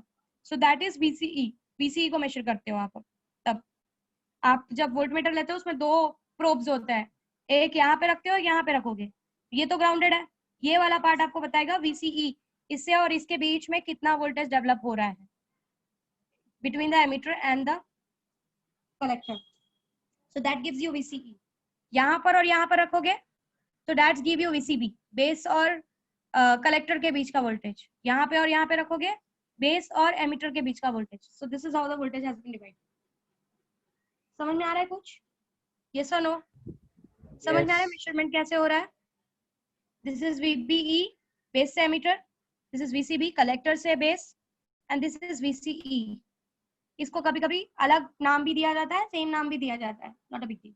कभी कभी इसको VCE बोल देते हैं, या फिर बैटरी को अलग नाम से रिप्रेजेंट करना है तो उसको VCC बोलते हैं, और इन दोनों के वोल्टेज के बीच को VCE बोलते हैं। ठीक है, ये सारी चीजें, ये पूरी सर्किट आपको अच्छे से समझा, सिर्फ ये वाला पार्ट छोड़ के बाकी सारी चीजें आपको समझिए। Yes ma'am. Okay, so this is your common emitter configuration. यहाँ पर this is grounded, okay, and this emitter is common to, इससे 2 वायर्स निकल रहे हैं, input as well as output, इसलिए इसको कॉमन एमिटर कॉन्फ़िगरेशन बोलते हैं। इसको सबसे ज्यादा यूज करने का रीजन मैंने आपको बता दिया कि we get high gain, high power gain, high voltage gain, high current gain. Gain का मतलब क्या होता है? Output to the input. Output आपको अच्छा मिलता है as compare to input, output आपको हाई मिलता है। जैसे कि आपको करंट को अगर आपको करंट को एम्पलीफाई करना है तो इस सर्किट का यूज किया जाता है। इसमें जो आउटपुट पे करंट आता है वो इनपुट से ज्यादा हाई होता है, मतलब this is used as an amplifier. आप जो, अब मैं आ रही हूँ उस पार्ट पे, आप जो माइक में बात करते हो, when you speak in mic, आपका लाउड स्पीकर आपको एक हाई वॉइस निकाल के देता है, उसके पीछे ये रिस्पॉन्सिबल है। ये सर्किट यूज किया जाता है वहां पे। यहाँ पे माइक लगा दिया जाता है और यहाँ पर बाहर लाउड स्पीकर लगा दिया जाता है, द आउटपुट। आप यहाँ से बात करते हो, यहाँ से आपने एक कुछ पास किया, आपने कुछ बोला, उस बोली हुई एनर्जी को आपका ये पूरा सर्किट मिलजुल के, ये आपका बायसिंग, ये पूरा सर्किट मिलजुल के उसको एम्पलीफाई करता है और बाहर की तरफ स्पीकर में एक हाई वोल्टेज की एनर्जी को बाहर भेजता है, जिससे आपको जो sound energy, of course there is an conversion, वहाँ पे बहुत सारे मशीन्स होते हैं जो आपकी साउंड को इलेक्ट्रिकल को साउंड में कन्वर्ट करती है और आपको एक हाई एम्पलीफाइड साउंड सुनाई देता है। सो इसका मेन यूज एम्पलीफायर की तरह, जो बेसिक यूज है ट्रांजिस्टर का, वो एम्पलीफायर की तरह किया जाता है। This is mainly use for amplifying. आपके स्पीकर, आपका लाउड स्पीकर, सब जगह पे इसका यूज होता है आपके साउंड को एम्पलीफाई करने के लिए। अब यहाँ पर ये जो मैंने लगाया है, ये आप एक एक्स्ट्रा सिग्नल दे रहे हो जिसको आप एम्पलीफाई करना चाहते हो। यहाँ से सिग्नल दिया जाता है, ये सब मिलजुल के इसको एम्पलीफाई करता है, और बाहर एक लोड लगाया जाता है, या बाहर एक व्हाट वी से स्पीकर लगाया जाता है, जिस स्पीकर के थ्रू वो एम्पलीफाई हुआ साउंड बाहर निकलता है। So this works as an amplifier. Transistor works as an amplifier, जिसको हम आगे पढ़ने वाले हैं, क्या how it works as an amplifier. So this is what is the working. This is base current, this is collector current, this is emitter current. Current का direction देखो, electrons के टर्म में सोचोगे तो डायरेक्शन पे प्रॉब्लम नहीं होगी। यहाँ से इलेक्ट्रॉन निकला, कुछ यहाँ गया, कुछ यहाँ गया, इलेक्ट्रॉन का अपोजिट डायरेक्शन इज करंट। ठीक है, सो लेट्स गो अहेड, थोड़ा और आगे बढ़ते हैं। Let's move ahead. Okay, as I said कि कॉमन एमिटर को यूज करने का रीजन यही है कि it gives high power gain. Gain का मतलब मैंने आपको बता दिया, what is gain. Gain is output to the input. जो भी आउटपुट हो उसको इनपुट से कंपेयर किया जाता है, output to the input is gain. So इसका आउटपुट इज ऑलवेज हाई, इसका आउटपुट हमेशा हाई होता है, इस वजह से इसका पावर गेन या वोल्टेज गेन या करंट गेन, ये सारी चीजें ये हाई करके बाहर की तरफ निकालता है। Gain, voltage, voltage gain, power gain, current gain. So output power to the input power will be high. Output में जो पावर निकलेगा वो इनपुट से ज्यादा होगा। वोल्टेज गेन, आउटपुट में जो वोल्टेज होगा वो इनपुट से ज्यादा होगा, इनपुट के वोल्टेज से ज्यादा होगा। करंट गेन, आउटपुट में जो करंट मिलेगा वो इनपुट के करंट से ज्यादा मिलेगा। फॉर एग्जांपल अगर आपने यहाँ पे 1 वोल्ट दिया है तो ये यहाँ पर 10 वोल्ट करके उसको दे देगा। इतना ज्यादा एम्पलीफाई कर सकता है, इतनी ताकत होती है इसमें एम्पलीफाई करने की, because of this collector current, mainly responsible है यहाँ पर कलेक्टर करंट। सो 1 वोल्ट को वो 10 वोल्ट करके दे देगा, तो gain is 10/1, so voltage gain is 10। मतलब इतना हाई एम्पलीफिकेशन ये कर सकता है, इसका एम्पलीफिकेशन करने का काम है ये। Okay, so if you apply ये 1 वोल्ट, वो उसको 10 वोल्ट में कन्वर्ट करके बाहर की तरफ निकालेगा। सो इसके गेन हाई होने की वजह से कि हमको आउटपुट में अच्छा एम्पलीफिकेशन मिल रहा है, इसीलिए हम लोग इसको कॉमन एमिटर कॉन्फ़िगरेशन को यूज करते हैं। कुछ समझ में आ रहा है एप्लीकेशन कहाँ पर हो रहा है? यस और नो? ये गेन का मतलब समझा क्या है? कुछ समझ रहा है? Yes yes miss. सर्किट समझा है सबको? किसी को कोई प्रॉब्लम नहीं है? आगे की तरफ बढ़ू? हाँ मैम। ओके, सी मुझे पता है कि सारी चीजें थोड़ी सी हैवी पड़ेंगी आपको समझने के लिए, बट अगर आप अभी नहीं समझते हो तो आप कभी नहीं समझोगे, ये बात क्लियर रखो। This is always true. Okay, so please इसको समझो, वरना चैप्टर याद ही नहीं कर पाओगे, इतनी सारी चीजें हैं चैप्टर में। सो ये तो हमने देख लिया, I is equals to IC plus IB, because I का electrons are responsible for C and B का कंडक्शन। ओके, नाउ दूसरी बात हमने गेन पढ़ ली कि what is gain. Gain is output to the input. अब here let's try to understand some gain. First gain is current gain in DC current की बात कर रहे हैं हम। So current gain in DC, okay, so of course current gain है तो output current to the input current होगा, simple सी बात है, output current to the input current होगा। अब यहाँ पे this current gain और amplification factor, इसको amplification factor भी बोलते हैं, this is called as amplification factor. So current gain that is beta DC। अब जरा यहाँ पे देखो, इस सर्किट को देखकर क्या पता चल रहा है? यहाँ पर इनपुट करंट कौन सा दिख रहा है? Which one is seen as an input current? Input current कौन सा दिख रहा है इसमें, जो अंदर की तरफ सर्किट में अंदर की तरफ आ रहा है? Which is the input current? IB and IC. IB is the input current. IB आपका इनपुट करंट है यहाँ पे, और IC जो है वो आउटपुट में मेजर होता है। ये इनपुट में मेजर होता है, ये आउटपुट में मेजर होता है। सो IB is an input current and IC is an output current. और सबसे बड़ी बात आप ये देखोगे कि ये जो पूरा है ना, ये पार्ट, ये इस पे पूरा डिपेंड करता है। IC जो है वो पूरी तरीके से IB पे, अगर आपने IB में हल्का सा भी चेंजेस किया, आपको IC में बहुत बड़ा चेंजेस देखते हुए मिलेगा। या फिर इस तरीके से डिफाइन करता है, let's define it in another way, उससे अच्छा बेटर वे है तरीका समझने का। अगर मैंने आपको बोला कि जब एमीटर से इलेक्ट्रॉन्स निकलेंगे, some amount 5% will go to your base, मतलब 5% current will be generated here and 95% will be generated here, correct? So इन दोनों के बीच का relation, this IC and IB के बीच का relation gives you amplification factor. इस तरीके से भी याद रख सकते हो, IC और IB के बीच का relation gives you amplification factor. Okay, so beta DC is actually the relation between IC and IB. It is the ratio of IC and IB, कि एक particular IC के लिए कितना IB जनरेट हो रहा है।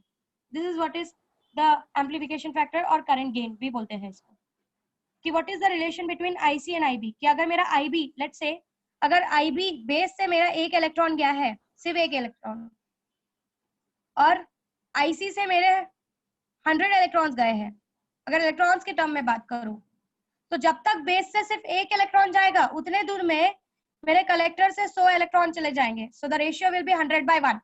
अगर किसी ने बोला बीटा इज 100, तो आप ऐसा बोल सकते हो कि we can say like that कि अगर बीटा इज 100, इसका मतलब बेस से मेरा जब 1 जा रहा है, तो कलेक्टर से मेरे 100 इलेक्ट्रॉन्स पास हो चुके हैं। This is what is the ratio. So this ratio between IC and IB, relation between IC and IB give you beta DC, that is the current gain or amplification factor, and these two are connected with each other. आपने एक को change किया, आपका दूसरा बहुत बड़ा wide change दिखाता है, keep it in mind। आपने बेस करंट के साथ अगर कोई भी गड़बड़ करने की कोशिश की, तो कलेक्टर में आपको बहुत बड़ा चेंजेस देखने के लिए मिलता है, जिसकी वजह से आपकी चीजें एम्पलीफाई होती है। आप कलेक्टर के अक्रॉस ही आउटपुट देखते हो ना, तो आप क्या करते हो, इसको डिस्टर्ब करते हो किसी तरीके से, यू डिस्टर्ब दिस, ये जो बेस करंट है ना, इसको आप डिस्टर्ब करते हो, और जैसे आप इसको डिस्टर्ब करते हो, ये वाला जो पार्ट है, since they all are connected, ये वाला जो पार्ट है, ये आईसी वाला पार्ट, ये बहुत ज्यादा डिस्टर्ब हो जाता है। अगर आपने समझो इसको 0.1 से बढ़ाया, if you increasing it by 0.1, ये 100 से बढ़ जाएगा, और आपको आउटपुट पे बहुत बड़ा वेरिएशन देखने के लिए मिलेगा, जिसके हेल्प से आप बोलते हो कि आपका आउटपुट एम्पलीफाई हो गया, your output have been amplified, आपका कलेक्टर करंट एम्पलीफाई हो गया। सो इनपुट में चेंजेस हमने आईबी पे किया, और आउटपुट में चेंजेस हमको आईसी पे मिला, और output by input is only our gain. So that is what is defined here. That current gain is IC by IB. That is output to the input. समझ में आया कुछ? थोड़ा बहुत कुछ समझ में आ रहा है मैं क्या बोल रही हूँ? What is beta DC? Output current नहीं समझ में आया। See here. अब अपना आउटपुट कहाँ कनेक्ट करते हो? यहीं कनेक्ट करते हो ना, कलेक्टर के अक्रॉस ही कनेक्ट करते हो। Here you connect the output. This is your output current, ये आपका आउटपुट करंट है जो किसके अक्रॉस आपको मिलेगा, इस पर्टिकुलर लोड के अक्रॉस। आपका आउटपुट कहाँ कनेक्ट करते हो? यहीं कनेक्ट करते हो ना। हाँ। तो और ये आपका इनपुट वाला एरिया है पूरा, ये आपका आउटपुट वाला एरिया है। आप अगर इनपुट में चेंजेस ला रहे हो तो अपने आप आउटपुट में चेंजेस देखने के लिए मिलता है। So that is what gives you the relation between IC and IB.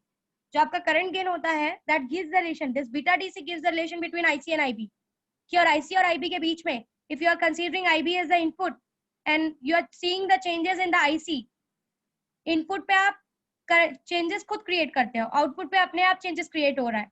So this is our input. अभी मैं ट्रांजिस्टर का वर्किंग को थोड़ा साइड रखो, मैं बाहर से बात कर रही हूँ। आई एम डिस्टर्बिंग, मैं अगर यहाँ पर सीन्स मैंने यहाँ पे कुछ कनेक्ट किया है, तो ये पहला डिस्टर्बेंस किसको क्रिएट करेगा? मैं मेरा डिस्टर्बेंस किसको क्रिएट करने वाली हूँ, किसके ऊपर इनपुट डालने वाली हूँ? इस आईबी के ऊपर। आईबी पर। This will work as an input. Now this will work as an input, और मेरे को मेरा चेंजेस किसके अक्रॉस देखने के मिलेगा, क्योंकि this both are connected, IB and IC are connected. Keep it in mind. इसका हम कैरेक्टरिस्टिक्स देखेंगे कि हाउ दे आर कनेक्टेड। आपको पता है, जब मैंने यहाँ से जर्क दिया, कुछ इलेक्ट्रॉन यहाँ गया, कुछ इलेक्ट्रॉन्स यहाँ गया, यहाँ पे 5% गया, यहाँ पे 95% गया। अगर मैंने किसी तरीके से यहाँ पर डिस्टर्बेंस किया तो अपने आप यहाँ पे डिस्टर्बेंस होने वाला है। तो मैंने क्या किया, ये सारी चीजों को डिस्टर्ब नहीं कर रही हूँ मैंने क्या किया, एक एक्स्ट्रा सोर्स अप्लाई किया जिससे मैंने आईबी को डिस्टर्ब किया। जैसे ही मैं आईबी को डिस्टर्ब करूंगी, अपने आप आईसी भी डिस्टर्ब होना शुरू हो जाएगा। तो ये जो रिलेशन है, ये इनपुट में किसको दे रही हूँ, इनपुट में कहाँ पर अप्लाई कर रही हूँ, आईबी पर, और आउटपुट मुझे कहाँ पर देखने के लिए मिल रहा है, आईसी पर। So that defines the gain, that the ratio of output to the input, the ratio of output to the input. So output is observed at IC and input is observed at IB. So IC by IB give me the beta DC. That is, this is your direct currents. आपके direct current में changes आ रहा है ना, आपने ये DC से ये करंट जनरेट किया था, ये जो इलेक्ट्रॉन्स आपने भेजा था, ये जो सारे चेंजेस आप करवा रहे हो, ये करंट किसकी वजह से जनरेट हुआ था? इस बैटरी की वजह से जनरेट हुआ था। This IB was because of this battery. Battery gives the DC current. So beta DC gives you the change. Beta DC gives you the ratio between these two. इन दोनों के बीच का रेशियो देता है। अगर मैंने इसके डायरेक्ट करंट में कोई चेंजेस किया, इनपुट के ये जो, अगर ये वाला पार्ट पे अगर मैंने, जो ये इनपुट वाला एरिया है, इस पे अगर मैंने कोई चेंजेस किया, तो आउटपुट वाले एरिया में इसी पे इफेक्ट आने वाला है। This is going to get affected. So output वाले पे मुझे क्या चेंजेस मिलेगा?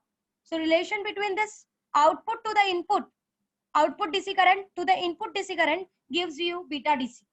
This gives you the relation, and there is always a relation between beta DC and between the IC and IB.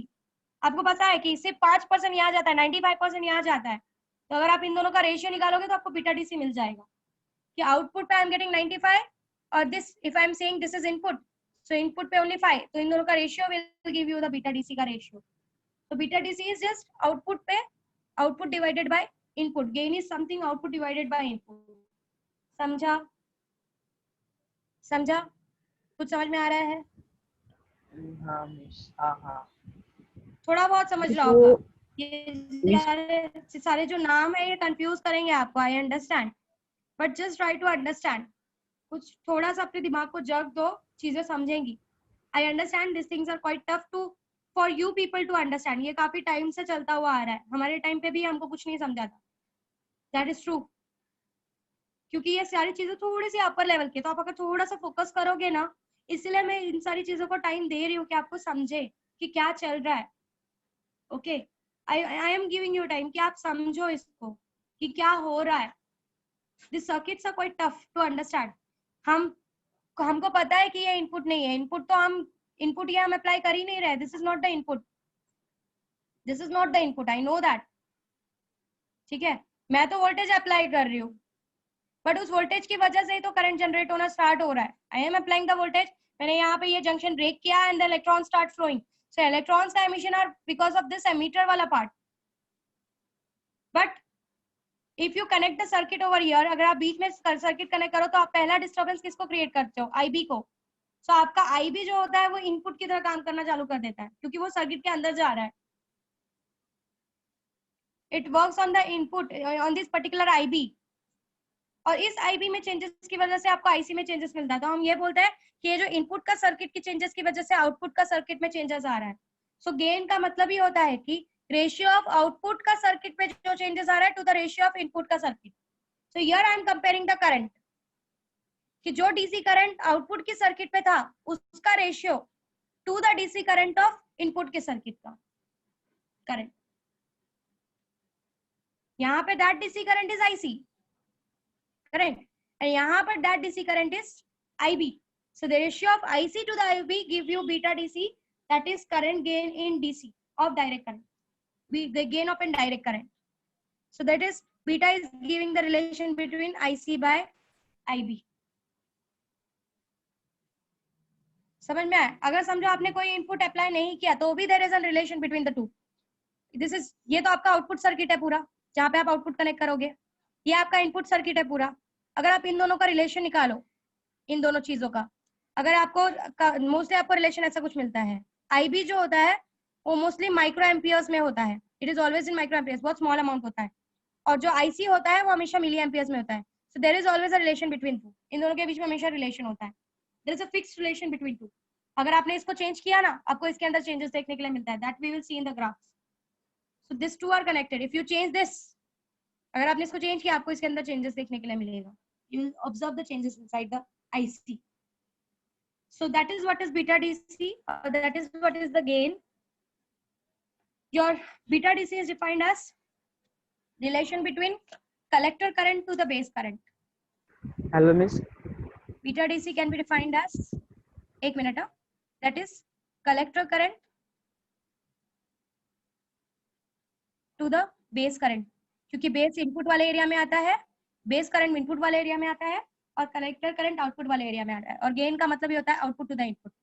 So this is the relation, beta DC is the relation between IC by IB.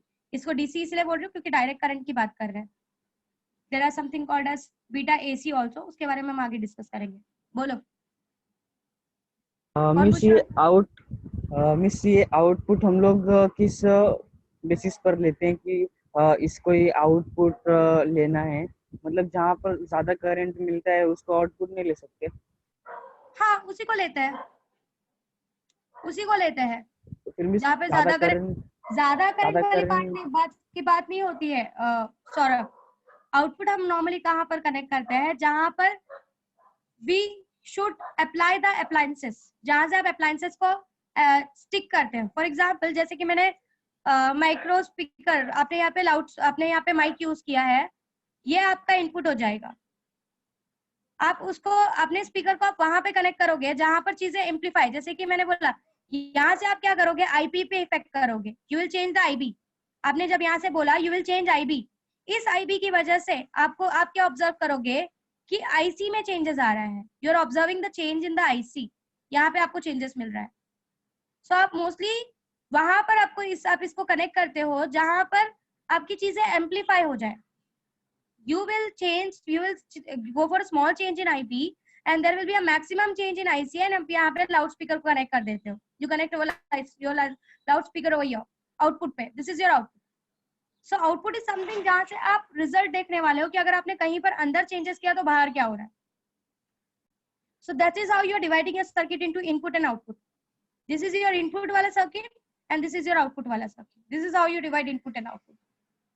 और miss ये IE किसमें आएगा? Output में भी नहीं आएगा और input में भी नहीं हाँ, आएगा। IE जो है वो आपके डायोड को काम करने में हेल्प कर रहा है। ये जो एम्प्लीफिकेशन डायोड करेगा वो IE के इलेक्ट्रॉन्स की वजह से करेगा। ये जो आपको चेंजेस देखने के लिए मिला, आप IB जब चेंज करते हो तो आप IE को डिस्टर्ब करते हो, आप इस हाँ। एमीटर को डिस्टर्ब करते हो। जब आपने IB को चेंज किया, आपने एमीटर को डिस्टर्ब किया, आपने IB बढ़ाया, इसका मतलब आप एमीटर से B का इलेक्ट्रॉन्स बहुत ज्यादा बढ़ा रहे हो। B का इलेक्ट्रॉन्स, ऐसा रिलेशन देखा गया कि B का अगर आप 10 इलेक्ट्रॉन बढ़ा रहे हो तो यहाँ पे 1000 इलेक्ट्रॉन्स एक्स्ट्रा जा रहे हैं। समझा? सो आपने किसको डिस्टर्ब, इस माइक से आपने किसको डिस्टर्ब किया? इसको। इसमें आपने ज्यादा इलेक्ट्रॉन्स निकालने की कोशिश की वोल्टेज अप्लाई करके। जब यहाँ पर आपने इसको डिस्टर्ब किया और अल्टरनेटली आपको उतना ही अमाउंट ऑफ चेंजेस किसमें देखने के लिए मिला? उससे ज्यादा अमाउंट ऑफ चेंजेस, इसकी वजह से चेंजेस आपको इसमें देखने के लिए मिला।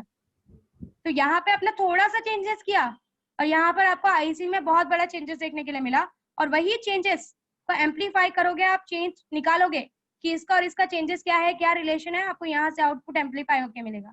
आप बोलोगे मैंने तो यहाँ पे कम छोटी सी आवाज में बात की, पर यहाँ पर आपको बहुत ज्यादा एम्पलीट्यूड की आवाज में बात होकर मिली, तो यहाँ किया, इसकी वजह से जो इफेक्ट यहाँ पे क्रिएट हुआ, that is what we are using as output. Okay, that is what we are using as output. समझा? So output and input, this is how you define कि you go for this is your input current जहां पर आप changes करोगे। Of course alternate है, यहाँ पे changes करोगे तो changes कर रहे हो, यहाँ पे ज्यादा इलेक्ट्रॉन करंट अगर मैं बढ़ा रही हूँ IB का करंट बढ़ाने का मतलब क्या है? एमीटर से ज्यादा इलेक्ट्रॉन को बाहर निकालना, तभी IB का करंट बढ़ेगा। जब IB का करंट बढ़ेगा, जब यहाँ करंट बढ़ रहा है तो यहाँ पे भी करंट बढ़ेगा, और रेशियो तो आपको पहले ही पता है, यहाँ 5% था तो यहाँ 95% था। तो यहाँ अगर मैं 1% भी बढ़ाती हूँ तो ऑफकोर्स यहाँ पे और ज्यादा बढ़ेगा, उसका हमेशा मैक्सिमम टाइम यहाँ पे होने वाला है। तो अगर यहाँ हल्का चेंजेस करोगे तो यहाँ बहुत ज्यादा चेंजेस मिलेगा, और वही चेंजेस को हम यहाँ पर एज आउटपुट यूज करते हैं। दैट चेंजेस, यहाँ पे जो चेंजेस निकाला मैंने, ये यहाँ पे जो चेंजेस किया, वही चेंजेस मुझे यहाँ पर मेरे आउटपुट को एम्पलीफाई करके देता है। But changes will B quite big. ऐसा नहीं यहाँ पे 1% गया तो यहाँ पे भी 1% होगा, no, that changes will be very high, क्योंकि आपको पता है कि जहाँ पर बेस करंट इज ओनली 5%, यहाँ पे बेस करंट, यहाँ पे collector current is increasing to 95%। तो रेशियो आप देख सकते हो कि कितने रेशियो से चेंजेस आता है। तो जहाँ आप इस पे और 5% बढ़ाओगे, यहाँ पे 95% और बढ़ जाएगा। समझ में आ रहा है what I am trying to say? कुछ समझा क्या बोल रही हूँ? हाँ, so when you are doing the change in the input, आप यहाँ पे IB में चेंजेस करते हो, आपको कहाँ पर चेंजेस देखने के लिए मिलता है? आपको IC में चेंजेस देखने के लिए मिलता है, और ये चेंजेस एम्पलीफाइड होता है, इसलिए हम लोग इसको ट्रांजिस्टर का basic use as an amplifier हम यूज करते हैं। अब रेशियो देख लो ना, पहले जब इट वाज 5%, IB वाज 5%, तो मेरा IC कितना था? IC कितना था? IC का अमाउंट कितना था? 20 से 95%। अब अगर मैंने IB को 5% और बढ़ा दिया, तो जहां मैं IB का सिर्फ 5% बढ़ाऊंगी एमीटर के हेल्प से, यहाँ से मैंने इसको 5% और इलेक्ट्रॉन निकाला, तो जहां मैं यहाँ 5% निकालूंगी तब तक मैं 95% इलेक्ट्रॉन और ऊपर की तरफ चले जाएंगे। सो आउटपुट में यहाँ चेक कर रही हूँ, तो मैं क्या देख रही हूँ कि अगर मैं यहाँ पे 5% का डिस्टर्बेंस क्रिएट करूँ तो यहाँ मुझे 95% का डिस्टर्बेंस क्रिएट होकर मिलता है। मीन्स मैं जो भी चेंजेस कर रही हूँ उसका वो चेंजेस एम्पलीफाई होकर मुझे यहाँ पर मिलेगा, and that change I use for my purpose. उस चेंज को मैं यूज करती हूँ। समझ में आया?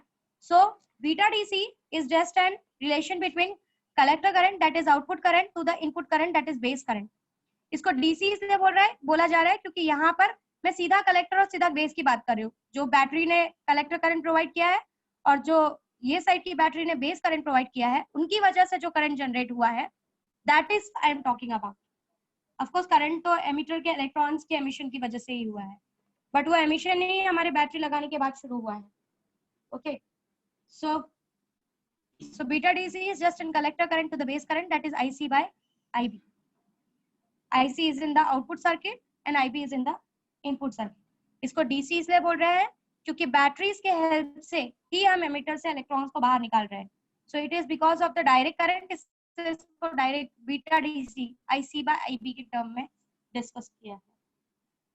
Okay, now let's go ahead with the alpha DC.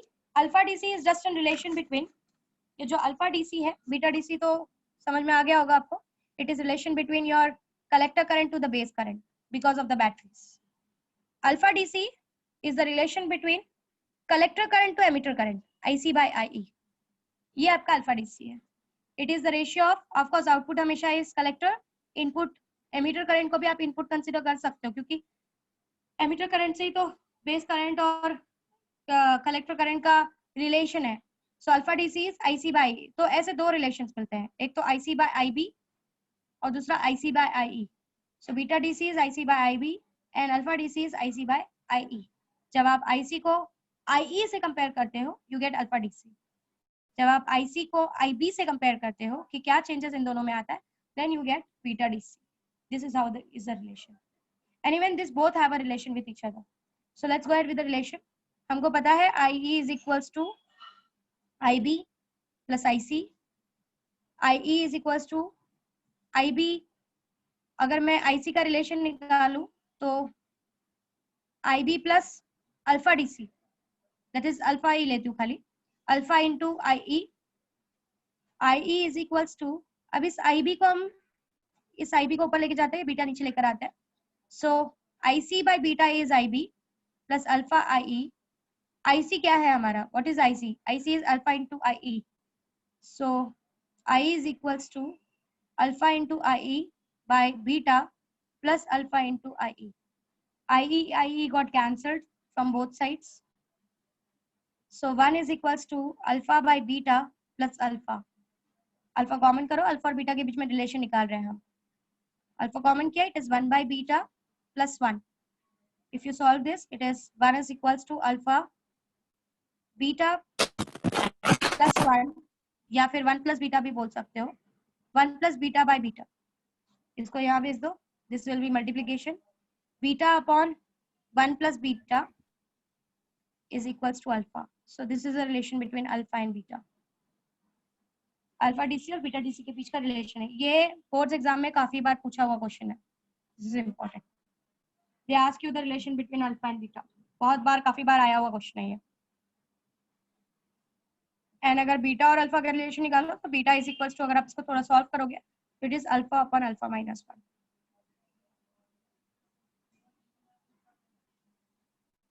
So this is the relation between alpha and beta, alpha DC and beta DC. एक बार देख लो, कुछ डाउट है तो पूछो.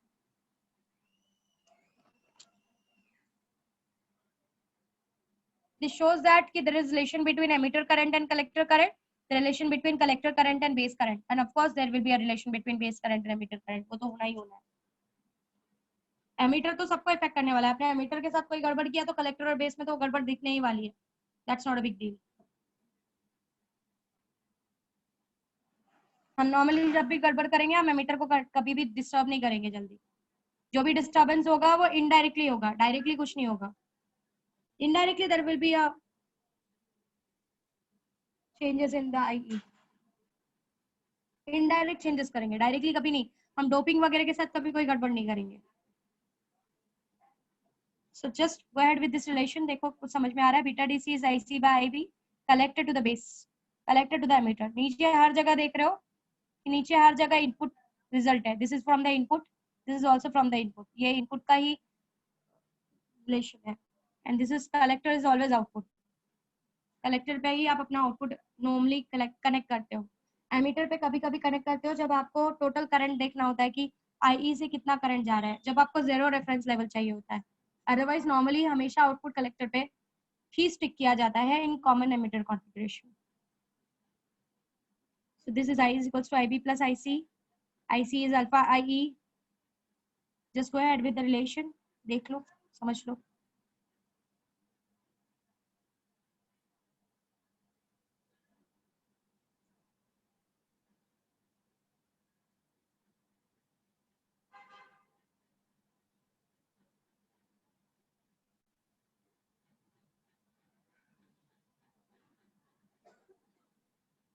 किसी को कुछ डाउट है इस पार्ट में? कोई ऐसी चीज ना समझी हो? नहीं miss. Collector current is always an output current and base current and emitter current are taken. These are the gains. This is beta DC is a gain, is alpha DC is also a gain. But यहाँ पर अलग अलग ratios लिए हैं. इस तरीके से भी याद रख सकते हो. It is this beta DC is the relation between IC and IB. अगर IB को 1 से चेंज किया तो IC में कितने से चेंजेस आएगा. This gives you beta DC. Alpha DC gives you the relation between IE and IC. अगर आईई में आपने किसी तरीके से कोई चेंजेस किया है तो आईसी में आपको क्या रेशियो देखने के लिए मिल रहा है? What is the ratio between IE and IC? So beta DC gives the relation between IC and IB and alpha DC relation between IC and IB. और हमेशा आईसी को क्यों ऊपर रखना है, ये दिमाग में रखना है, क्योंकि IC is an output and your gain is always output to the input. Output कितना मिल रहा है, और आउटपुट हमेशा हमको अच्छा मिलता है, इसीलिए हम लोग, ये हमारा हमेशा हाई होता है this part IC to the IB, इसीलिए हम लोग कॉमन एमिटर कॉन्फ़िगरेशन का यूज करते हैं। वी यूज इट क्योंकि we get the collector current. Base में हल्का सा चेंजेस कलेक्टर करंट में इतना बड़ा चेंजेस क्रिएट करता है कि आप तो सोच ही सकते हो कि जब आप माइक में बोलते हो तो स्पीकर कितना हाई वॉल्यूम के साथ, कितना हाई एनर्जी, हाई एम्पलीट्यूड के साथ एनर्जी को बाहर रिलीज कर सकता है। तो you can just see the relation between your voice and your speaker का नॉइस, दोनों का बीच में आपको, तो आप डिटेक्ट कर सकते हो कि कितना बड़ा चेंजेस एक छोटा सा वॉइस आपका कितना बड़ा चेंजेस माइक में लाता है। इवन अगर आप हल्का सा अगर ब्रेथ भी करो तो ब्रेथिंग भी बहुत हाई एम्पलीट्यूड के साथ दूसरे साइड में बाहर निकलती है। So a small change in B, a small change in input, आप आईबी को हल्का सा चेंज कर रहे हो, आप आईसी में इतना बड़ा चेंजेस ऑब्जर्व करने के लिए मिल रहा है। This is what you observe, this is what is experienced. So मैं यहाँ पे स्टॉप कर रही हूँ क्योंकि इसके आगे की चीजें पढ़ाऊंगी तो अब चीजें ऊपर जाएंगी तुम्हारे। बोलो। हेलो मैम, बोलो। मैम वो चाहे